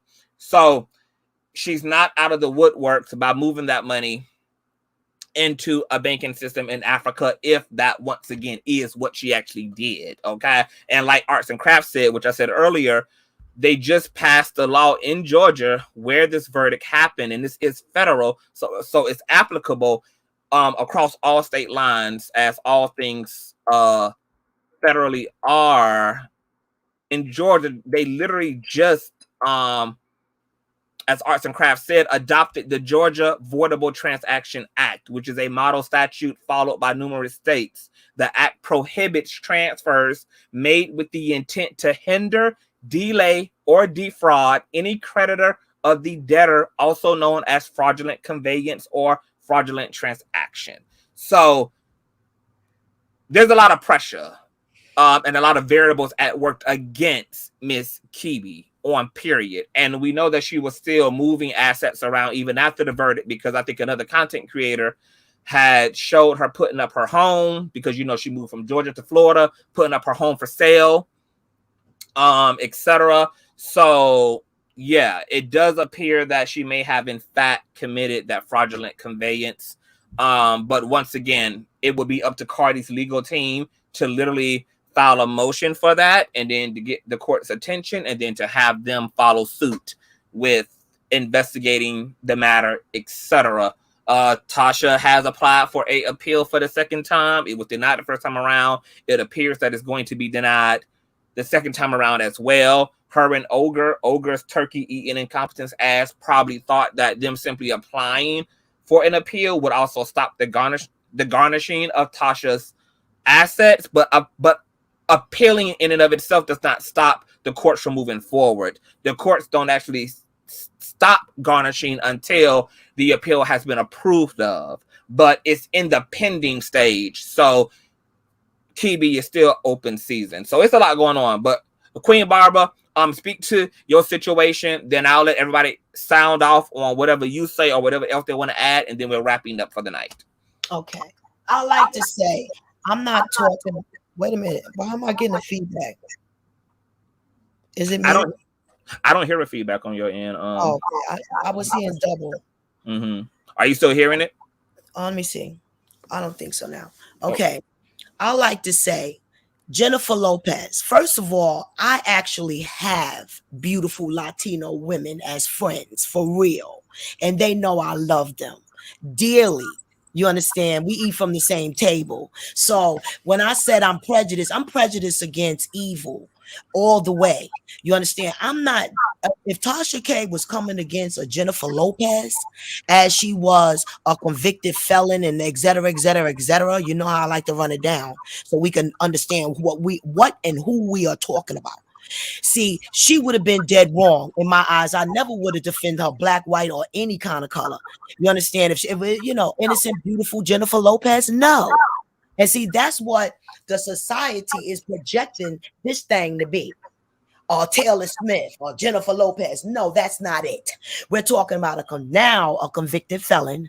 You understand? And et cetera. So that's what I want, because I'm real and I'm not anonymous. For those that said I need to watch my back, you can ask the district attorney of New York City, baby. You want to find me? That's where I'm at. You understand? Trust that. I don't, all of that. I'm not going to go for somebody that is a convicted felon and et cetera. All right. And I just feel that the jury of 12 got it wrong, but it always happens to a black person. And I would like to see this woman just totally do something different. Take your money, build a beautiful studio in Africa, and have all of your guests fly in and let them introduce and meet Africa. Okay, let's do that. Stay in Africa, because Africa ain't gonna give nobody nothing. I'm done. Okay. Remember, I just wanted to include this. Remember, she didn't care whether she lost this case because it was supposed to be $75,000, but it backfired. You understand? It became to be $4 million instead of $75,000. If it would have been $75,000, she would have been winning. Well, it was never $75,000 to begin with. It's just that the base minimum to get into federal court is proven that you have at least acquired $75,000 worth of damages, whether that be, in this case, since this was based upon emotional distress, whether that be your tab regarding your therapist sessions, your legal fees, court fees, attorney fees, etc. If all those things pile up, or the loss of wages or the loss of business because of the slander and information, it has to, at a base minimum, be $75K at the least to enter into federal court. So everybody's federal situation starts at a 75, but that's not indicative of actually how much has been costed, how many resources have been used to even file for this or to deal with the injuries that were caused, etc. So yeah, but that's just a base number. We're gonna make you a civil rights lawyer. I'm sorry. This, Barbara. But I had one to help her. You see, you could have helped her. Why wasn't you a friend? I'm gonna say this from the transcripts. I don't think anybody could Queen Barbara. Not even. I mean, I'm sure that I don't think Olga was competent. Period. But I also don't think that Olga also intended to lose this case. When you have someone who's willing to say, I lied, and I lied with malice, and I lied intentionally, and I did wipe my ass with a cease and desist, and I did forfeit any opportunity to mediate with the person, to mediate with the plaintiff, and I didn't care about the way the plaintiff would be affected by the things that I said, especially after being aware that they were being affected, because I felt like she was rich enough to afford a attorney. It's just like, there is no lawyer that could have put it reverse uno. Tasha made it impossible for Johnny Cochran to have defended her because of the way she chose to go in. And it's unfortunate because it's clear to me that the only reason why Kibi was comfortable doubling down on her ignorance and her bald-headed hoe shit was because, for whatever reason, she was truly convinced that her First Amendment rights gave her the right to say whatever she wants. And she learned the hard way that is not that right. That is not the proper interpretation of that right, baby. You got to read all the other precepts and verses and lines under your First Amendment right. So she literally believed that I can stand in my shit. I'm going to be able to put on a good show for the courts. I'm going to be able to, and then all this shit going to go public, and I'm going to be praised for being a real ass bitch and a badass bitch because these are my First Amendment rights, and the courts are going to honor that, and I'm going to prevail, and I'm going to have like, she literally was delusional because she was ignorant as fuck. And now look at her ass. And in the Congo. No, just the way you say it, man. In the fucking Congo, as a result of being loud. If loud and wrong was a person, it would be Miss Kiwi. Just loud. So there was nobody could have helped that. I'm sure that there were plenty of times that Olga damn near probably No, you could have helped her because she told her fans. Yeah, I could have helped her by quitting her ass before she. I could have helped her by quitting her ass before she embarrassed me as a lawyer. No, this is what she told her fans. It don't matter if I lose. It's only going to be 75,000. That's where I got that from.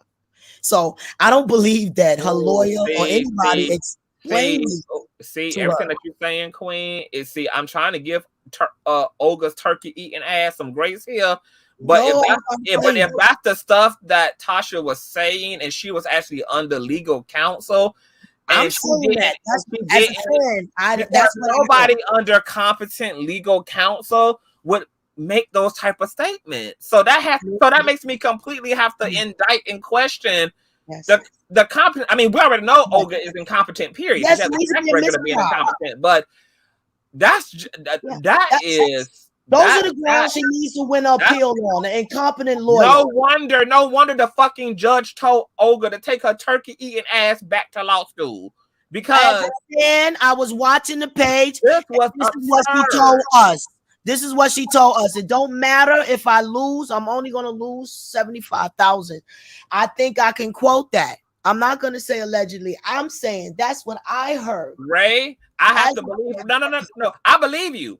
And Ray, I believe Olga did, because if the judge told Olga ass to take her ass back to law school, that means that Olga was up in there on her ignorant, uneducated shit as well in the courts. Because what would prompt the judge to tell a lawyer that succeeded in passing the bar to take their ass back to law school? So the things that transpired in this case on behalf of Olga alone and the other attorney who was representing Unhinged had to be bottom of the barrel, baby. I mean, they had to be up in there on some upside down, inside out type shit and this is why even the appellate courts are denying the appeal, because they're looking at the case, they're looking at the transcripts, they're looking at it all and being like, are you fucking K? Like, how do you think this was going to go any other way, Miss Kiwi? The fuck are y'all filing a fucking appeal for? Like, so that's wild. That's pretty pretty freaking wild. Like, so she added up the money like 75,000. She made more than 75,000. You know, out of all this controversy, she made, so she thought she was gonna come out winning, even if she had to pay 75,000. I'm just gonna have to pay 75,000. I'm not gonna say it was allegedly because that's what I heard her say to us. No, I believe it. I absolutely fucking believe it. I believe it. I believe it.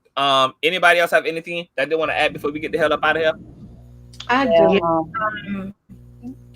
To your point, Conscious, before the case even went to trial, when Tasha K had a countersuit when she was trying to sue Cardi for $1 million, and her countersuit got thrown out of court because she didn't have enough proof or evidence to solidify her claims, the judge told her then that she should settle the case and she should not move forward with taking this to trial. So Tasha, as well as her attorney, was aware that they didn't really have a case. This was before it even moved forward to trial. The judge asked Tasha to try and figure out a way, work it out with Cardi to go ahead and settle the case. But Tasha K, on her high horse, said no, she wanted to take it to trial because you know what? She wanted the fame. She wanted to be attached to Cardi B's name. She wanted to be the person that went to court and went to battle with Cardi B. She wanted everything that came along with it, which is what she got. She's infamous now. She got that. She's getting posted on blogs. She's getting, you know, these different interviews. She got exactly what she wanted, but it cost her $4 million. No, she probably didn't think that the jury would award $4 million, but the jury did based on what Cardi and her attorney presented and all of the harm and the damage that Tasha K not only did, but continued to do even up until it was time to go to trial. Yep. And can you believe that almost more than half of that $4 million is just the court and attorney fees alone? Because, you know, she's responsible for Cardi's attorney fees and retainment fees and court fees. So more than half of that judgment is just covering Cardi's fucking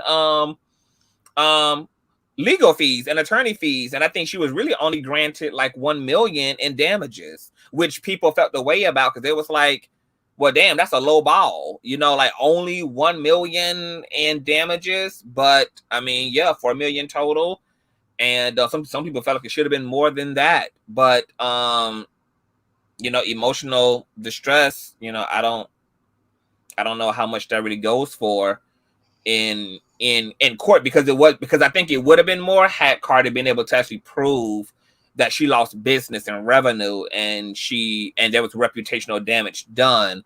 But there wasn't any of that to prove because she's a Grammy Award winning who was performing on the Grammys and the BET Awards and had #1s and WAP. And so clearly there wasn't a loss in business and revenue. So they had to use the emotional distress angle, which is why it was important for Cardi B to take the stand and to testify and for her to put on a show. So when people dragged her for crying on stand, that was all strategy. Now, I'm not saying that it wasn't real because I'm sure that she was truly grieved and aggravated by the menacing of Unhinged, but whether it was genuine or not, it was important for her to at least perform distressed because her suit was based upon emotional injury.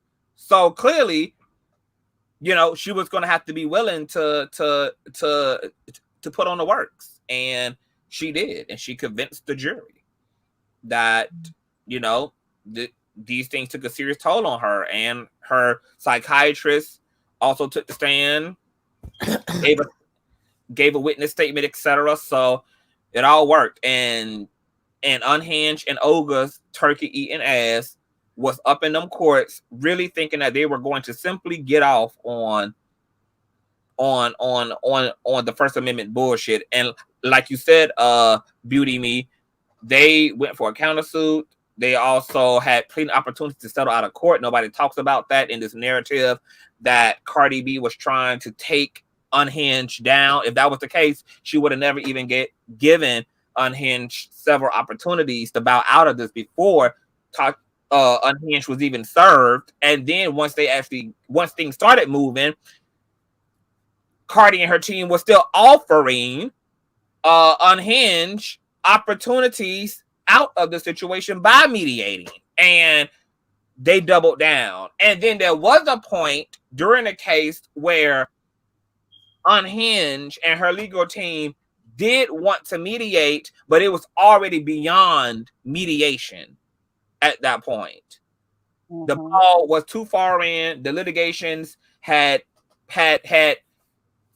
went beyond the threshold, so it was too damn late to start talking that mediation shit then, and it was just a downhill slope. So this is literally a woman who wanted that smoke, and she got all the fucking fire as a result. And Cardi B is rich enough to keep her motherfucking foot on Kiwi's neck, and I don't believe that this is about money for Cardi. It's about principle, and I believe that Cardi feels vindicated, and she enjoys, whether she ever get her 4 million or not, she enjoys the fact that this woman has to pussy pop and do all this cartwheeling just to get away from the courts and to avoid her. That's enough vindication to just know that a motherfucker can't sit peacefully and can't rest peacefully and don't have a normal existence and can't just go put shit in a name and have normal transactions and da-da-da-da-da. Like, she's able to look in and see the effects of suing her ass. I don't believe this is about money for her. It's about that. It's literally about just inconveniencing Tasha, and the courts are always going to be there. So now she's in relationship to the federal court as a result of this lawsuit. And it's just going to be on and popping until it's not on and popping. Yeah. I think this is a cautionary tale. It will forever be a cautionary tale. We all know in the past, we talked about this 111 million times. And most of us still stand, our opinions haven't changed. We see it for what it is.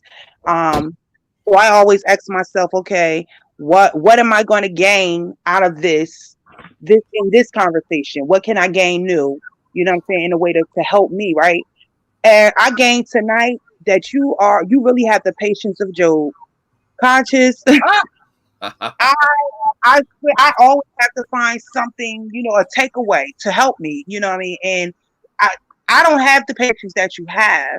And that's my takeaway from tonight. You have the patience of Job, and I need to maybe, work on having a little bit more patience, because I was literally in here. I tried to stay mute most of the time because I don't understand the logic, and it's starting to feel like people are trying to hijack the platform.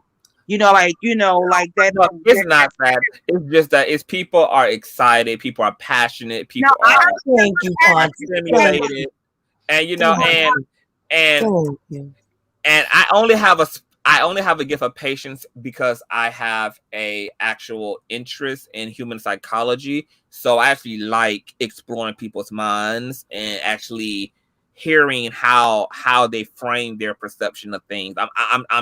I'm organically intrigued, and like, it's the psychologist in me that is intrigued. So that's where my patience comes from, is an actual genius in him, and how they compound and interpret things is interesting to me. I want but I just want to say, on my end note, it inspires me to just do a little bit more self-reflection of myself, see areas that I can work on and change. And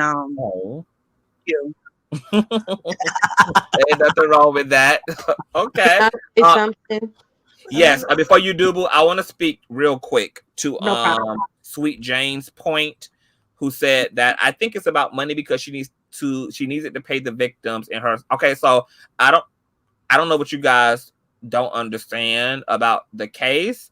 Cardi B has the stripper brawl incident. She was only responsible for paying the legal fees of that case, etc. And you guys have to remember that as of 2022, Cardi B's net worth alone is still an estimated $40 million. She doesn't need $4 million from Kiwi. Do you guys realize that this is a woman who flies on private jets? This is a woman who travels the entire continent of the earth. This is a woman who and like y'all talking like for I don't understand, like who do y'all think y'all talking about? You're talking about a fucking global superstar who has 11 number ones. 11 number ones under her belt. Like, do you know how many fucking royalty checks from songs that have also went number one she's been featured on? Do you guys understand the level of fucking wealth this woman is sitting on? You think that she needs a measly 44 million from Tasha to pay 2 other people on the back end? Like, are y'all crazy? Do you guys know how much Cardi B's attorney fees are monthly?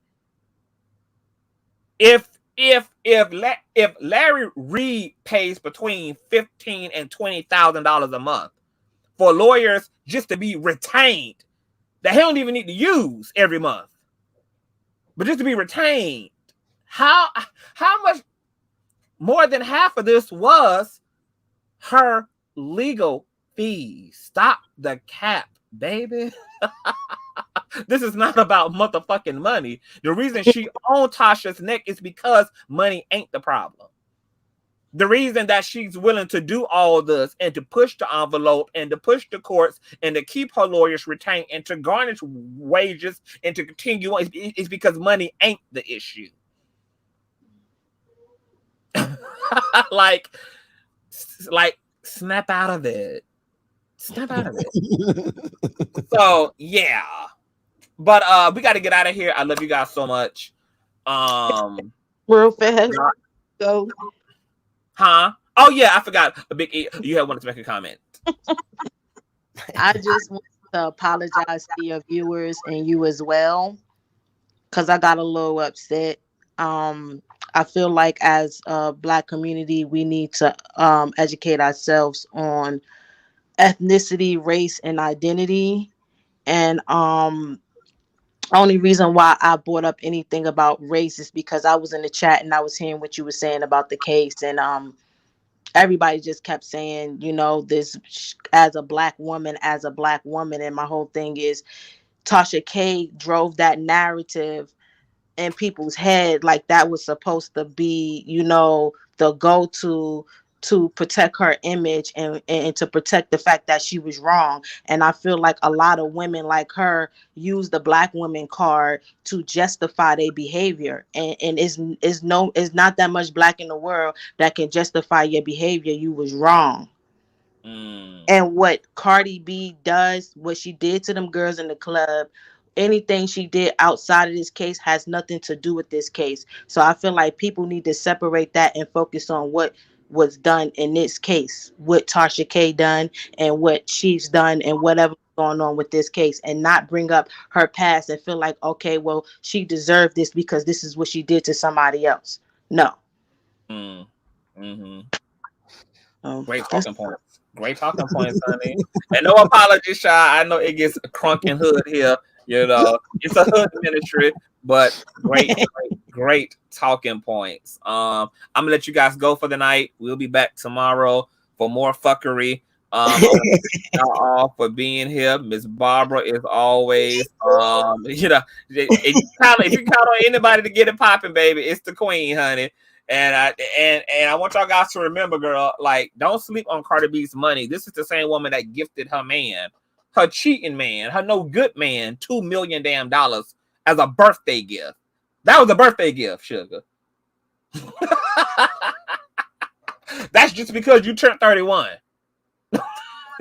Okay, so Cardi B does not need no damn $4 million from Tasha to pay no damn body back. She could do Tasha and do them bartenders all at once and still do Offset on and off. Okay, the machine that Kibi Studios was talking about on her video following the verdict being against her was called Cardi's checking account. That was the fucking machine.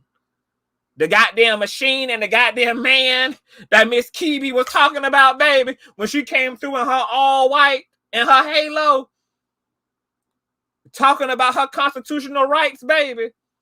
And the man and the machine, yeah, that was Cardi's checking account, baby. That was the motherfucking machine, okay? So, baby, don't get it twisted, honey.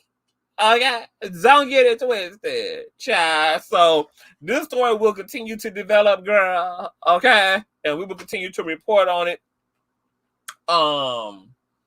As it develops, we'll be back, honey, with some hot topics tomorrow, as well as some Bishop Whitehead. Girl, y'all won't believe, baby. Bishop Whitehead done pressed the gas, girl. He just plans on being a gift that keeps on gifting content creators, y'all. So we exactly, Deborah, the goddamn machine was Cardi B's, was the credit card machine. Period, girl. Thumbs up the motherfucking video, y'all. We almost at 1K likes. So if you did not like on the way in, please like on the way out so we can get this video to 1K. It's 3.5 hours. YouTube is not going to want to promote a live stream this long, but if it's 1K on this video, then it will still get the promotion that it deserves because we put in that motherfucking work today. Okay, whether we agreed or disagreed, child, we came together passionately. And I want to say this too. I don't want some of y'all passionate arguers, especially those of you who be having like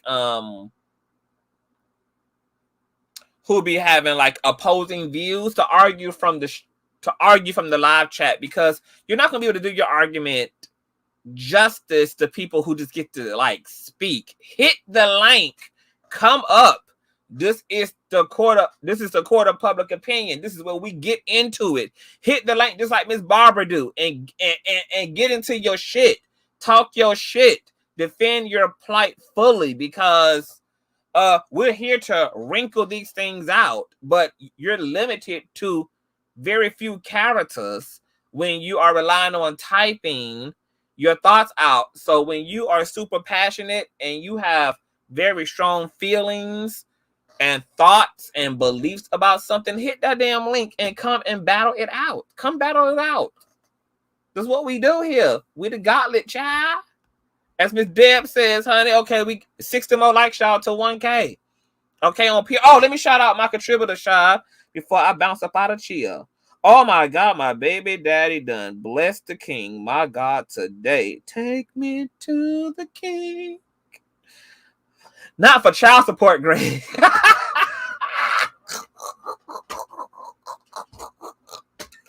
God bless my baby father, Greg, who came up here, y'all, was so nasty singer. He gave his child support. And Greg is such a I don't know if Greg is same gender loving child, but Greg is a very attractive, seasoned man, child. Okay, you know my type is older man, girl. I love me, and I can't stand no young nigga. I love me a man who done been around the world and baby. Okay, so Greg, if you single, honey, we need the link, honey. You know I'm into building a community of men around me, child. Okay. But thank baby father Greg. Thank baby mother Geneva for your seed. Thank you so much, Deanna, for your seed. Thank you, darling. Thank you, TD. Thank you, Steph. Thank you, Kimberly. Thank you, Ashley. Thank you, Teresa. Thank y'all so much. I love y'all. Thank y'all so much. Oh my God, you guys are such a freaking blessing. I cannot deal with you guys. I love you guys so much. So much. Thank y'all so much. Hey, Mook. So we out of here, girl. I'll see y'all tomorrow. Get these likes up. Subscribe if you're new here. And stay in peace, not pieces, as my godmother, Iyan Ben Zant would say.